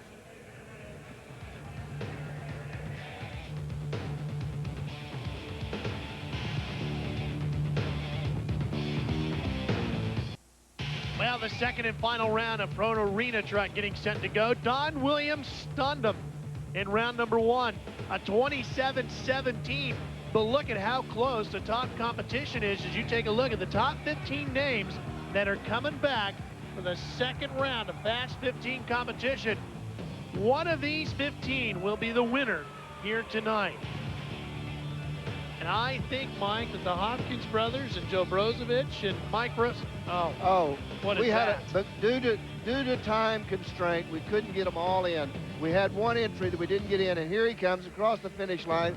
Oh, look at this. Who is that? Hey, I never lifted, okay? Oh, no. I never lifted. That foot was flat to the floor and the throttle stuck. And yeah, and it was so scary, Ralph. I was so proud of you. Did you see all 4 wheels almost come off the ground? No, Ralph, I didn't even see all 4 wheels moving. Yeah. 71 truck and Jim Hopkins, he ran a 35 in the first round, and I think that a 29. He's out there now. Burying it on the throttle. I wonder what's going to happen down here where they had the crash. Well, it just made it faster because no one's going to slow up there now. Fix the left front, go for it. It's going to be a big one. 23.81. Oh, yes. That is quick time by a bunch, and Mike, he took a shot when he got to the other side. I really think they could go faster than that, Ralph. It looked like he just kind of laid around the first part of that course. Watch the shot that he's going to take after he makes it across his final jump. Well, he broke the back end of the truck loose to spin it around, and then when he did that, he was wide open, a good angle, hard landing, but it's over with. Who cares about that? 23.81. That is phenomenal. That is 4 seconds almost quicker than we saw on any other run in the first round. Well, that could change now. The fastest one was at 27.17, and we're about to go on board with Brozovich now. Can Bros pull off 3 in a row? If he does, he's going to have to get the rabbit. He's going to have to get the rabbit out of the hat. You're going to go for a ride with Joe Brozovich. Got to be a no holds barred. He's got to lay it all Joe. out. Joe, you got to go harder than that. Got to get on it. Oh. Searching through the gears. Boy, that was rough he's through there. He's there. Look at this. That was rough through the... Oh, boy, up on 2 wheels. Here comes a run to the final jump. He's going to fly this Bronco, and you're going with him. 24 even. Mike, he didn't do it. He did not do it. 24 even. I thought it was a good run. When he went down the straightaway, directly in front of us, in front of the turtle shells, it looked like he was wide open, and I thought he had a good turn, but just couldn't get around and make that finish line. Hey, it was a good run. He picked up over 3 full seconds, almost 4 seconds off of his first run, but it still wasn't good enough. No, I'm getting word that there may be some penalties involved. We'll kind of watch, but look at it. Lifts the left front up. That cost, there's where he lost time, Ralph. Anytime you bicycle, put one up on 2 wheels. Oh, he went over that pylon right there. That's where the penalty was. Yeah, cost him big penalties. And he almost came close to not stopping in time, too, at the far end. Let's check in with Dave Burns, who's with Brozo. Well, Ralph, he made it pretty fast. He took a lot of time off there, but Joe, just how hard did you have to drive it? How wild was that? I knew I had to do something spectacular to beat Hopkins. I'm just under par, but I try to make up for driving. I got to thank Rockdale Automotive, BF Goodrich Ford Motor Company, Autometer, everybody to help me. I tried doing my best. I just couldn't do it. All right, he's going to try to make up some ground back at Des Moines. Well, I think the 97 champ is far from done this year, don't you? I think he's going to have to build more horsepower, and he may have to work on the truck just a little bit. David Peplow ran a 30.87 in round number 1. Ranger 9. Out of Gurneyville, California. Now, remember, he ran that with a tire blowed out of the right front. Remember that part of it? That's right. He went that fast, but that was on 3 tires. Now he's got 4. There's no telling what this little Ranger will do this time He's got around. the lights on, too. He must be serious. The radio's turned up loud, too. Looks good. 17-second mark at this point. Boy, he sailed right through the turtles. Here he comes, the final run. Precious time, though. Oh, he's off the clock. 27-12. Well, he still picked up 3 seconds. All of them are going to pick up time in this part because they all know that you got to go for broke. Well, here's the one that is really going to be wild coming up after this as we take one more look at Peplow. Moves him into the number 2 spot, but it would move him into the number 2 spot as he hangs it out and goes for the finish line.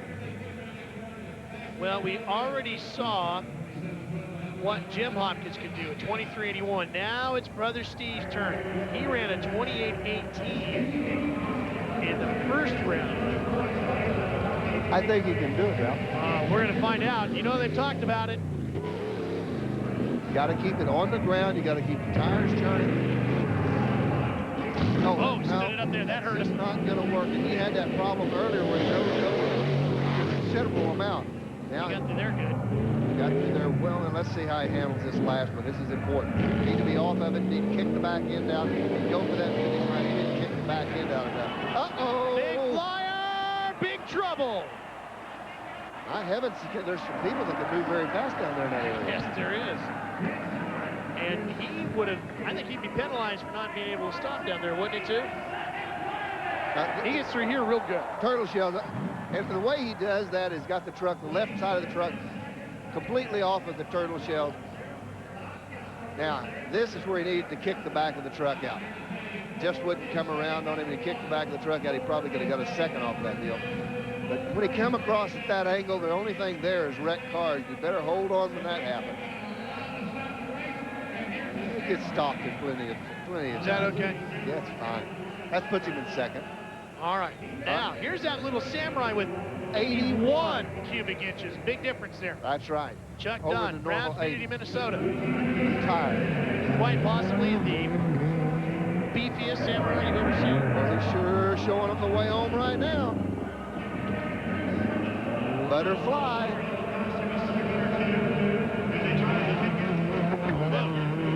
Swirling more like a gnat through there. Yeah. You gotta think that those little bumps look like huge mountains in that Samurai. I tell you what, I hope he brings this thing to one of the tight courses. It is really quick. Oh, he could be a winner. 28, And 35. it stops well also. Well, he picked up a second and a half. Well, you could put it in a suitcase.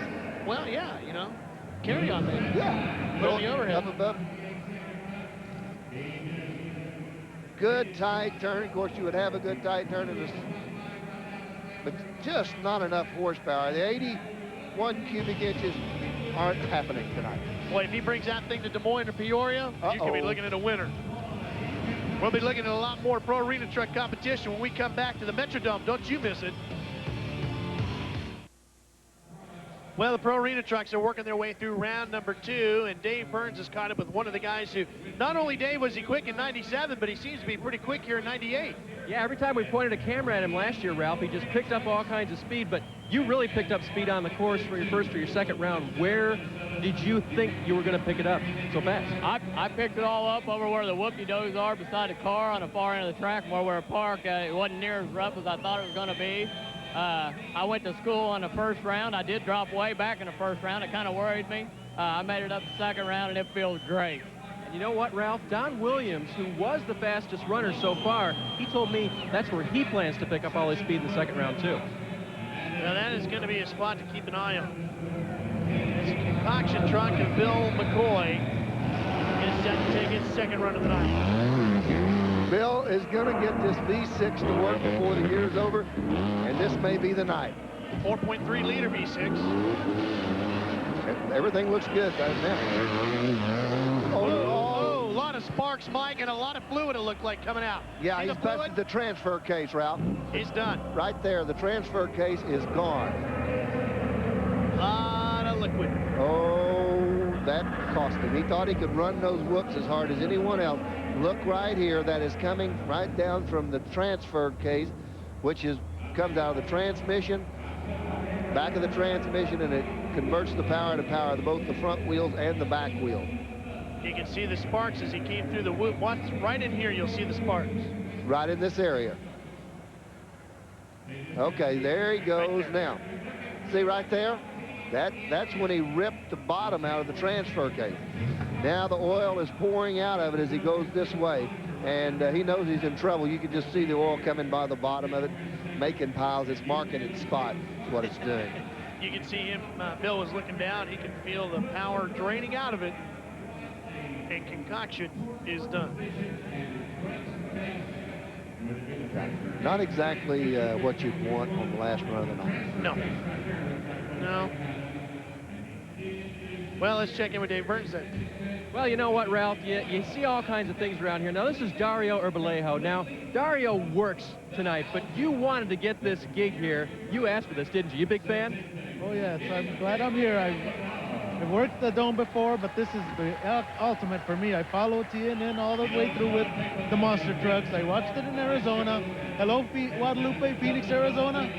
I'm saying hi. You know what, and Ralph, I think in the fall of '98, we might hit Dario up for some Vikings tickets. What do you think? I'm not above that. I could do that. And you would? Absolutely.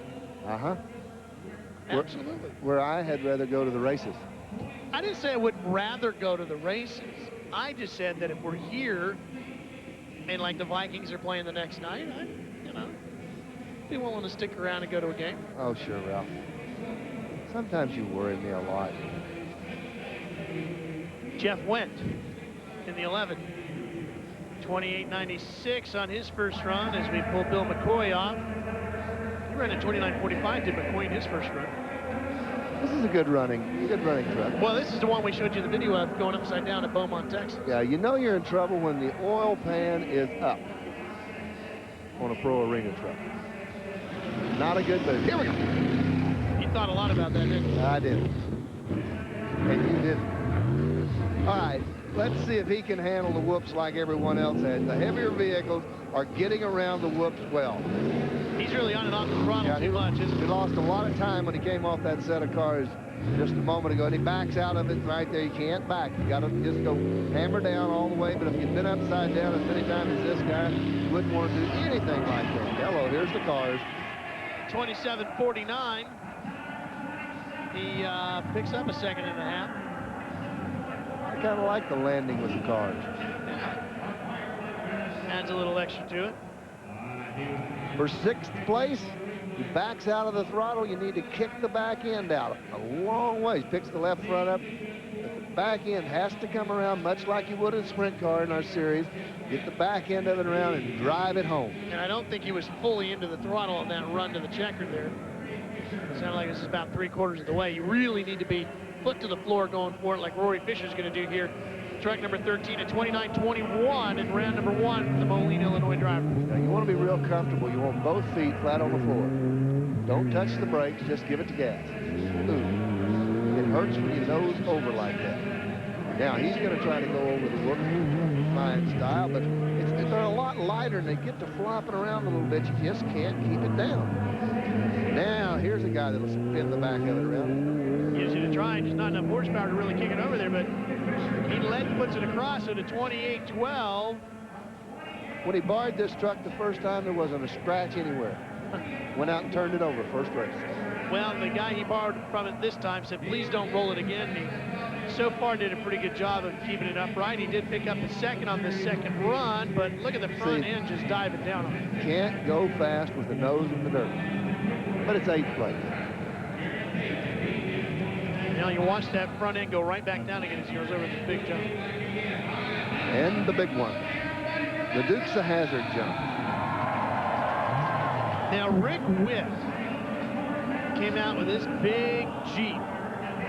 This thing won't have any problem keeping itself welded to those bumps. Well, and that's correct, and it's 400 plus cubic inches. So he's got enough power to handle anything they've got tonight. If he doesn't break it coming over some jump, he could be the winner, but he really looks like he's slacking off of it a lot, Ralph. Yeah, he's got to beat a 23.81, and that ain't the way to do it. No, he tried to make up some ground at that point, but it was a little late, I think, for the program. Yeah, he's going to be off, but he's going to give it a good shot. Here he comes. Making good ambulance with it. Whoa! Drive through it. Nice. That's what David Morris tried to do. Yep. Good You're right. try. Hey, that's 3rd place, Ralph. Yeah, he picked up a couple of seconds, 25 plus. That's pretty shiny. Okay, get this big boat headed in that direction with that much horsepower and that much weight. The stopping point becomes impossible. Now he's got the brakes locked up. Ooh. No, it's not going to happen. And he had to drive through to keep from rolling. Yeah, you got to give it to gas when you're in that kind of a situation. Killing time. This is Sonny Dorman, who ran a 29.02 in the first round. Comes into it 13th. What happened to Sonny on the starting line? Looked like he started to lead, the tires spun, and the truck didn't launch. This truck seems to be set up real well. And he kicks the back of it around great that time. Over the whoops in good shape. Motor sounds like it's really working hard. Very good all the way around. Now he's got the tires cut. Just slings it around. There he gets some movement out of the back of it, lining it up for the finish line. Well, you know, that was a nice run with a 27.25, but just not going to be enough to knock off Jim Hopkins' blistering 23.81. Mike, the closest we've seen is Brozovich at 24, and I'll tell you what, it's going to be tough from what we've seen to get below that 23.81. Some of the stiffest competition is already run, and Hopkins is still sitting there on top of it. Well, we've got a couple of trucks left to go when we come back. Can somebody get into that 23-second bracket and knock Jim Hopkins off? Just have to stick around and find out as TNN's Motor Madness rolls on from the Metrodome. Here's a look at the top 5 as they currently stand here as we work our way through round number 2. Jim Hopkins, boy, that blistering 23.81 looks like it's going to be the time to beat here, and it might be virtually impossible to beat, I think. Oh, I don't know. We haven't seen Don Williams yet. Well, let's talk to him. He's with Dave Burns. Ralph, it does sound kind of impossible, but Don Williams set the standard in round number 1, so Don will ask the question, is there any way in the world you can beat a 23.81 in round 2? Well, I'll tell you what, those Hopkins boys, they've been tough to beat. We're going to put the hammer down and see what happens. All right, he'll be out in a couple. Yes, he will. And we're going to start off, though, with Mike Nelson, truck number 14.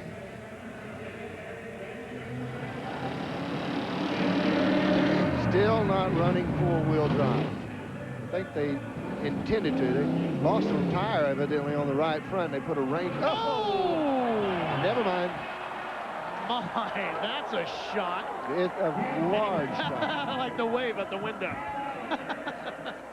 Of all people, that was the last one I thought that would ever happen to. Well, the wave obviously to let everybody know he's okay. I wish I was down there to help. Not quite as light as you might think. Here he goes. Now let's see what happens to him. Well, he gets over this first one pretty hard right there.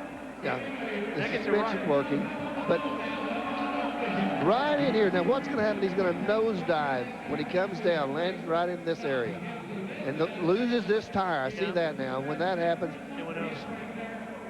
you can see all the air come out. Watch when that tire hits the ground. You'll see a big puff of white smoke. That's all the air escaping out of the tire. Good shape here. Now this is where we got a problem there.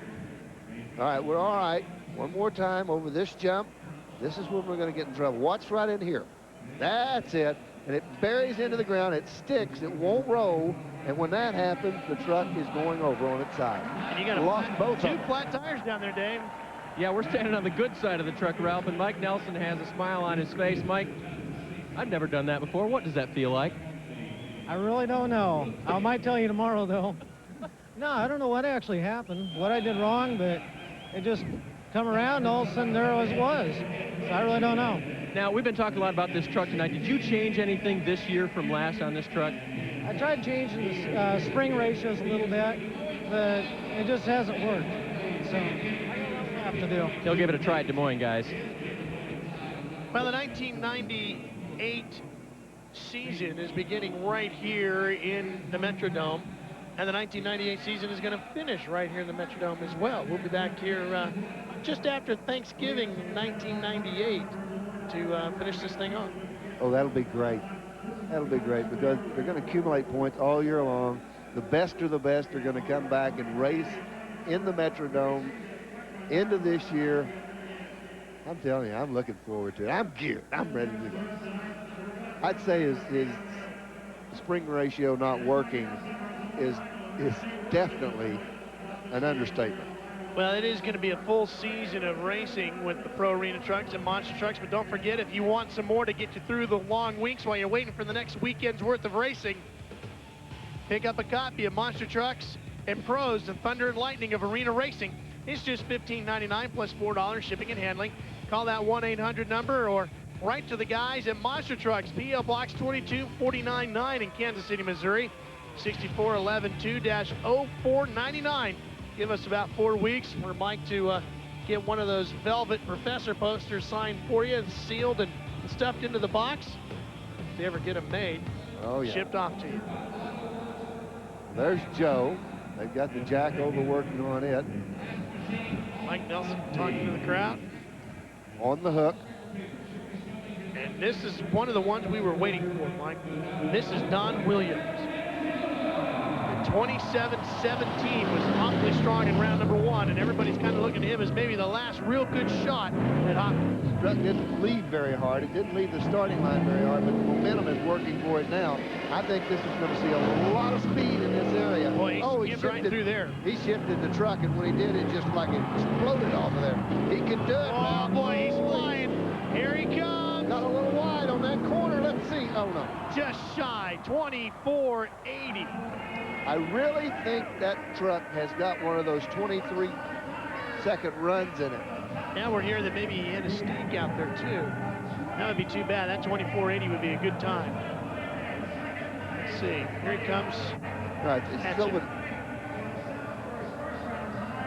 Well, he's got the hammer down on it. That truck is heavy enough that it keeps the back of it glued to the ground. Watch when he makes this turn right in this area right here. Stake. There's the stake going out down, but right in this area, the truck swings out too wide before he gets lined up for the jump. Well, there's the stake busted, and Dave Burns with the driver. Okay, here we go. Ralph Shaheen, Don Williams. He's a little smoking over here, but Don, could you have gotten any more out of it? Yeah, I think I could have got a little bit more out of it. We got some fine-tuning to do on the carburetor a little bit. We'll get these boys on the road. He's looking to the future, guys. Well, this is a team, Mike, that last year came into the series just getting acclimated with everything. This year, they seem to have the attitude of, we're here not just to race for wins, but to race for the championship. Mike Rosenthal said. They want it. I don't know if Rosenthal's got enough weight to cover all this. 4 horsepower. Really? I know he's got the driving ability. 27-26 in round number 1. But when one found out you could run those whoops wide open, they all tried it. Whoop, that hurt him. Now, he got it out there wide, trying to make the turn. Not tonight, but a good run for Rosenthal. Wow, it's been a wild night. It really has been intriguing. 26-18 for Rosenthal. That's going to move him up a little bit. And we are down to the last couple of competitors as we watch the final run to the last jump for Rosenthal. Big air for Rosenthal. Moves up to 4th spot, which is an excellent, excellent pass for that truck. I like that little truck. See? Well, the West Coast boys are here. Let's see what he can do. It did not have the kind of run he's used to the first time around. Just keeps backing out of that throttle, and that's not his style. No, that's not the way to get it done either. You got to be flat to the floor here as much as you can. Singing on it now, but it's a little late, I do believe. Oh, yeah. He's running the corner at 22, and 23 is where you got to be in the finish. Run hard to the finish line. Here again, I think you're going to see this truck shine a lot better in a small arena. He's going for some air. He's hyperventilating just a little bit, Ralph. I think that last jump knocked some wind out of it, Mike. Watch him in the cab here. See if he goes forward on those belts, and if that happens, oh yeah, you see his head go down. That'll take the air out of you in a hurry. And watch him going to... Oh yeah. He's got in a little trouble, but he's okay. He'll be fine. Still trying to get his breath, though.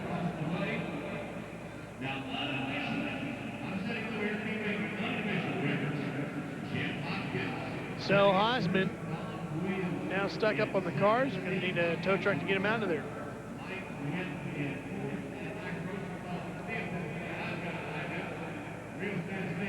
So they're going to check on Hosman to make sure he's okay, and let's check in with Dave Burns. Now, Jim Hopkins knows there's one more competitor to go, but it's going to be pretty tough to beat it. Can you believe how fast your time has been compared to everybody else's? No, I can't. I really can't. I mean, I went to school on it. I knew where I could make up time. I didn't think I'd make up that much. I mean, I'm surprised. It floored me. Now, is this something you think you can take to the next track to Des Moines? And did you learn that much, do you think, or was this just luck? I don't think it was all luck. I had good luck with the truck last year. I think I can do the same in Des Moines. I'm going to hope so. All right. We'll see in a week. But Greg Hosman took a hard lick as he came off that last jump, and the USA crew is taking a look at him to make sure he's okay. So while they do that, we will come back shortly with the final run Pro Arena Trucks for tonight. Stay with us. We'll be wrapping them up when we come back to Minnesota. The last run of the night for the Pro Arena Trucks getting set to go on our opening edition of TNN's Motor Madness for 1998. It'll be Rick Armbruster. Truck number 29, 28.59 in round number 1. He's trying to beat a 23.81 by Jim Hopkins. Pretty trick little truck, Galloway. He might be able to do it. He's got to go for broke if he... That ain't the way to do it. Didn't fall over, though. He has got to go for broke if he thinks he's going to win this. And I don't know what... It doesn't sound good, Mike, at all. You know, you get a truck built like this, then you got to change motor. And he's running basically stock motor he had last year in his Blazer. And it doesn't sound all that cherry. Yeah. But the truck... Well, that gives the win to Jim Hopkins with a 23.81. There he is celebrating. And that could be a sign of things to come in the 1998 Pro Arena Truck season here on TNN. We talked about him at the very beginning of the show. He is going to be one to watch to knock off Brozovich. You can see him say, here we go. He's watching Arm Bruce run to see how he did. He had to feel pretty good right there. Well, I don't know. He's still on the edge, isn't he, Ralph? He's still... It's not over with till that checkered flag falls, and this guy hasn't got a smile yet. Rory Fisher watching as well behind him. He's serious now. He's looking at the clock. When he looks over, he looks at the clock. And he got it. He is our winner, Jim Hopkins, Dave Burns. He sure is, Ralph. First winner in 1998. Jim Hopkins, how much do you like the TV races? Love them. I love them. They do something to me, and I don't know what it is, and it doesn't work when the TV's not there. I just keep it coming on. So do you want us to come to all 20-some-odd events they have? Is that what you'd like? Please. We'll work on that for the year 2000, maybe. Well, I can't guarantee we're going to make them all this year, Jim, but we're going to make a pretty good amount of them. Jim Hopkins on his way, maybe, to a Pro Arena Truck Championship. Don Williams comes home in 7th, and we'll be back with the Monsters and Snowmobiles after these words. And the Snowmobiles now getting set to wrap up their night of action here. These will be the semis, and then into the final, Mike. I think we're there, Ralph. Who knows? That is Bob Soma, who is going to go up against Jim Jones. Should be the final, I'm told, for 600. It is now. Soma's on the right, Jones on the left. Jones the winner. Big time. So Jim Jones gets the 600 win. Pretty stout performance, too. Boy, he's got a rocket ship. Well, and he didn't jump out of the hole. He, about mid-track before the Yamaha ever took power to the ground and went on for the lead and the win. This should be the...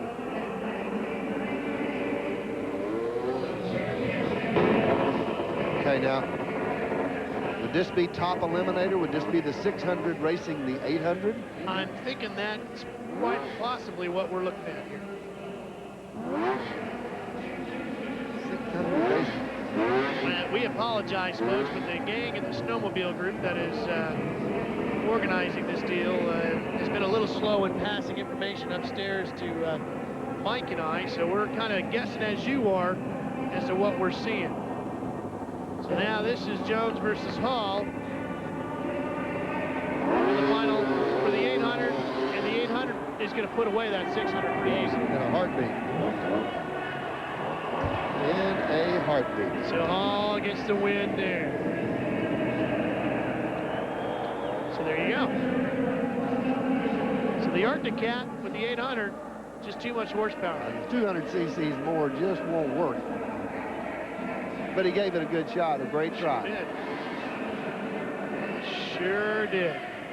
Well, the Snowmobiles have been wrapped up. Pro Arena trucks have been wrapped up.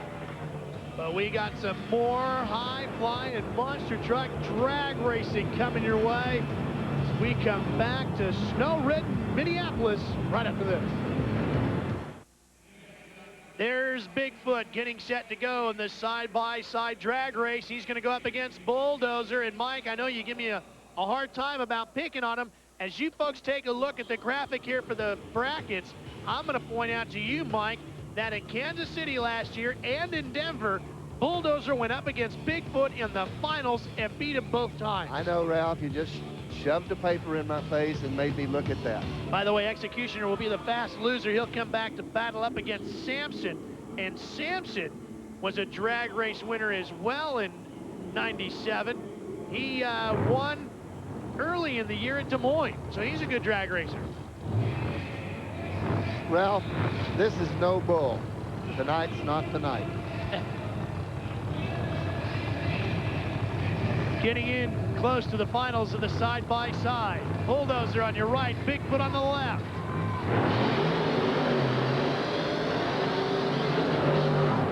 How about that bull?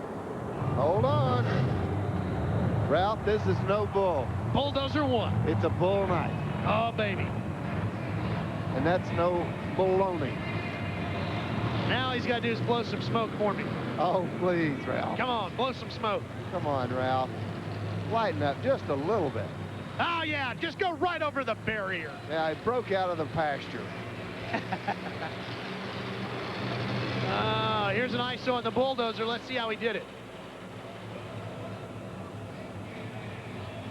Almost knocked a tooth out there with that right front tire.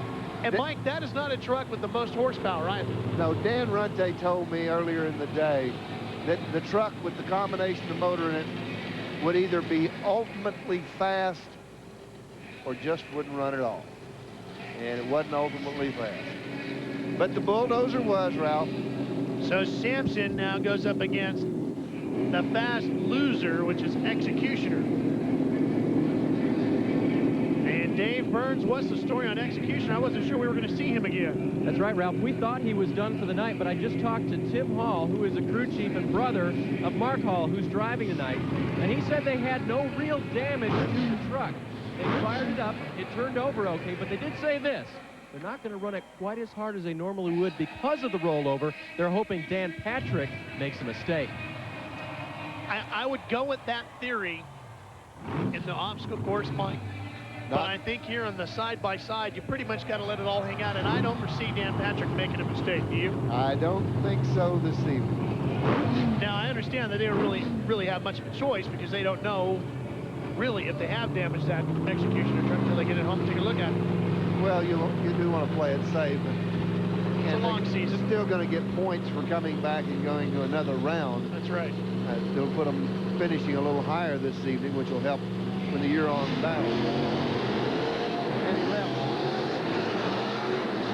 Samson gets the easy win. Left a little early. Let's see what that ride looked like. Well, that should be fun. Samson gets the win, and let's see what it looked like from on board. All right, he just put in a new braking system on it, so he can lead a lot harder. Now, Mike, as you watched Samson take the win, Samson and Bulldozer went heads up in the side-by-side competition in Des Moines last year. Samson was the winner. Will he do it again tonight? Doesn't mean anything. We'll find out when we come back to Minneapolis in the Metrodome for the finale of the 1998 season opener. Now, you know, I was kind of half kidding about Bulldozer chipping a tooth, but from what I understand, Dave, I was maybe right. Well, Ralph, and you're right, and it's good luck for the Dozer to have chipped teeth. The ones that we have on this side of the truck are new. One is from last week. That's about the 5th molar back. And then in the rear, there's one hanging down there. That happened tonight. These are both new. His chipped tooth from last year was on the other side, and he's got new dental work over there. So the chipped teeth keep it coming. The Bulldozer keeps winning. Well, can he do it here tonight? We mentioned how he had a couple of wins in the side-by-side last year. Samson a winner against this very truck. Who's going to get it tonight? Samson on the right, Bulldozer on the left. The final of the 1998 season opener. The Bulls in trouble with Samson in the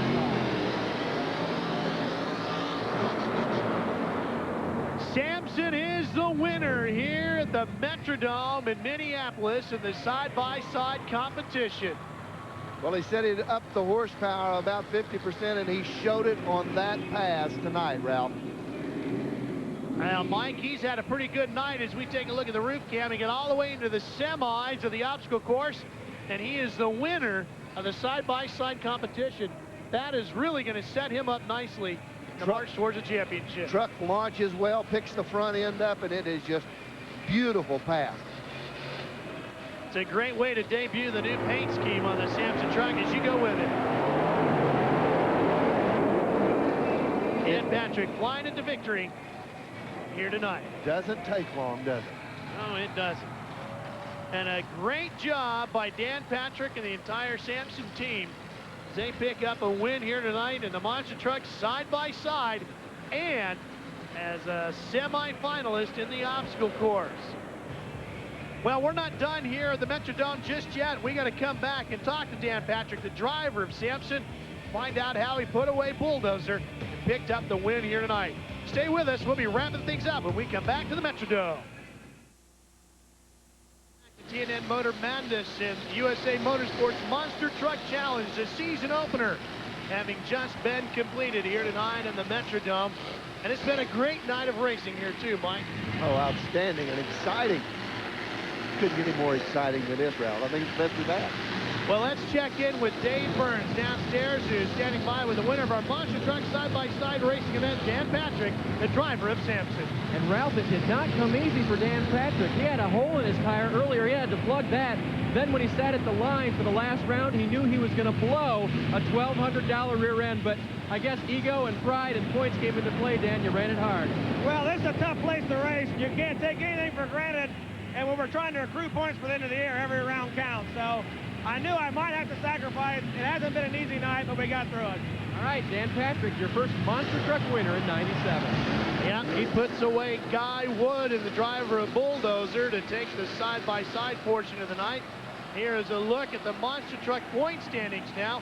Eric Meager, the driver of Firestone Wilderness, who sits second here on the point standings, was the winner of the obstacle course. And Mike, when you take a look at that, how do you think that's going to settle out a little bit as we go towards the next round at Des Moines? I don't think it could come out any closer than it did tonight. No one is a true leader at this point, Ralph. Yeah, Bo Arena truck was a whole nother story. I don't know if I necessarily call this an upset. We would have expected to see Brozovich's name at the top, but Jim Hopkins was so strong all last year. And at the beginning of the show tonight, we even said, this is a guy who can knock off Brozovich, and he did it here tonight. I think the only thing that is an upset about that is how fast he did it. Well, the bigger problem is the fact that Brozovich finishes all the way back in 10th, so that really will hurt him in the point standings as we move on to Des Moines. He'll have a lot of ground to make up. Well, it was a wild night here in Minnesota, as evidenced by this run from David Morris, the driver of Equalizer. The 1998 racing season is just getting underway. Motor Madness will be a big part of your racing calendar in 1998. We sure hope. We hope you've enjoyed the season opener. Dave Burns, Mike Galloway, I'm Ralph Shaheen. So long from Minnesota, back to Charlotte. Man, some great action there. And you know what? We're going to continue all this great stuff next Friday right here on Motor Madness. You're going to join us, aren't you? Oh, absolutely. And tonight, Bigfoot had a case of kind of fallen arches and let Samson drill him. I got a feeling he'll be looking for his revenge in Des Moines next Friday night. We'll be right back with a preview of our 98 schedule and a little bit more.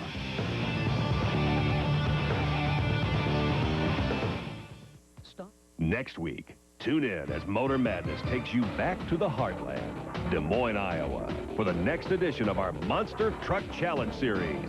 These corn-fed brutes are looking to tear up the sod and tear into the competition as they battle to become king of the hill.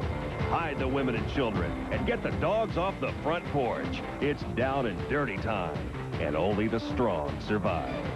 Next week on Motor Madness.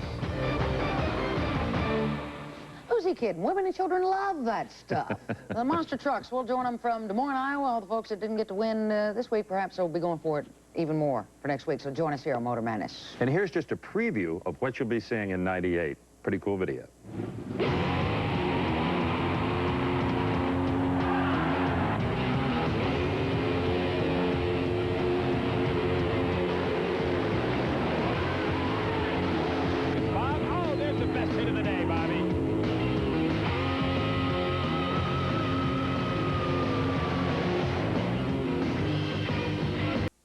Next week, tune in as Motor Madness takes you back to the heartland, Des Moines, Iowa, for the next edition of our Monster Truck Challenge Series. These corn-fed brutes are looking to tear up the sod and tear into the competition as they battle to become king of the hill. Hide the women and children and get the dogs off the front porch. It's down and dirty time, and only the strong survive. next week on Motor Madness. Who's he kidding? Women and children love that stuff. The monster trucks, we'll join them from Des Moines, Iowa. All the folks that didn't get to win this week, perhaps they'll be going for it even more for next week. So join us here on Motor Madness. And here's just a preview of what you'll be seeing in '98. Pretty cool video.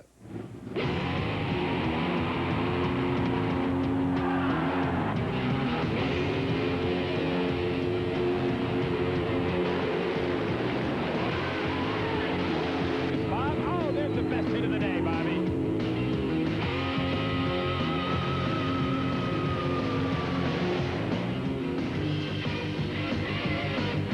We'll be busy right through February. Monster truck races from Illinois, Des Moines, Iowa, rather, next week. And then a demo derby kicks off in Winston-Salem, North Carolina for the first time indoors. Go back to monster trucks from Tacoma, Washington for the Monster Truck Challenge 3, January 23rd.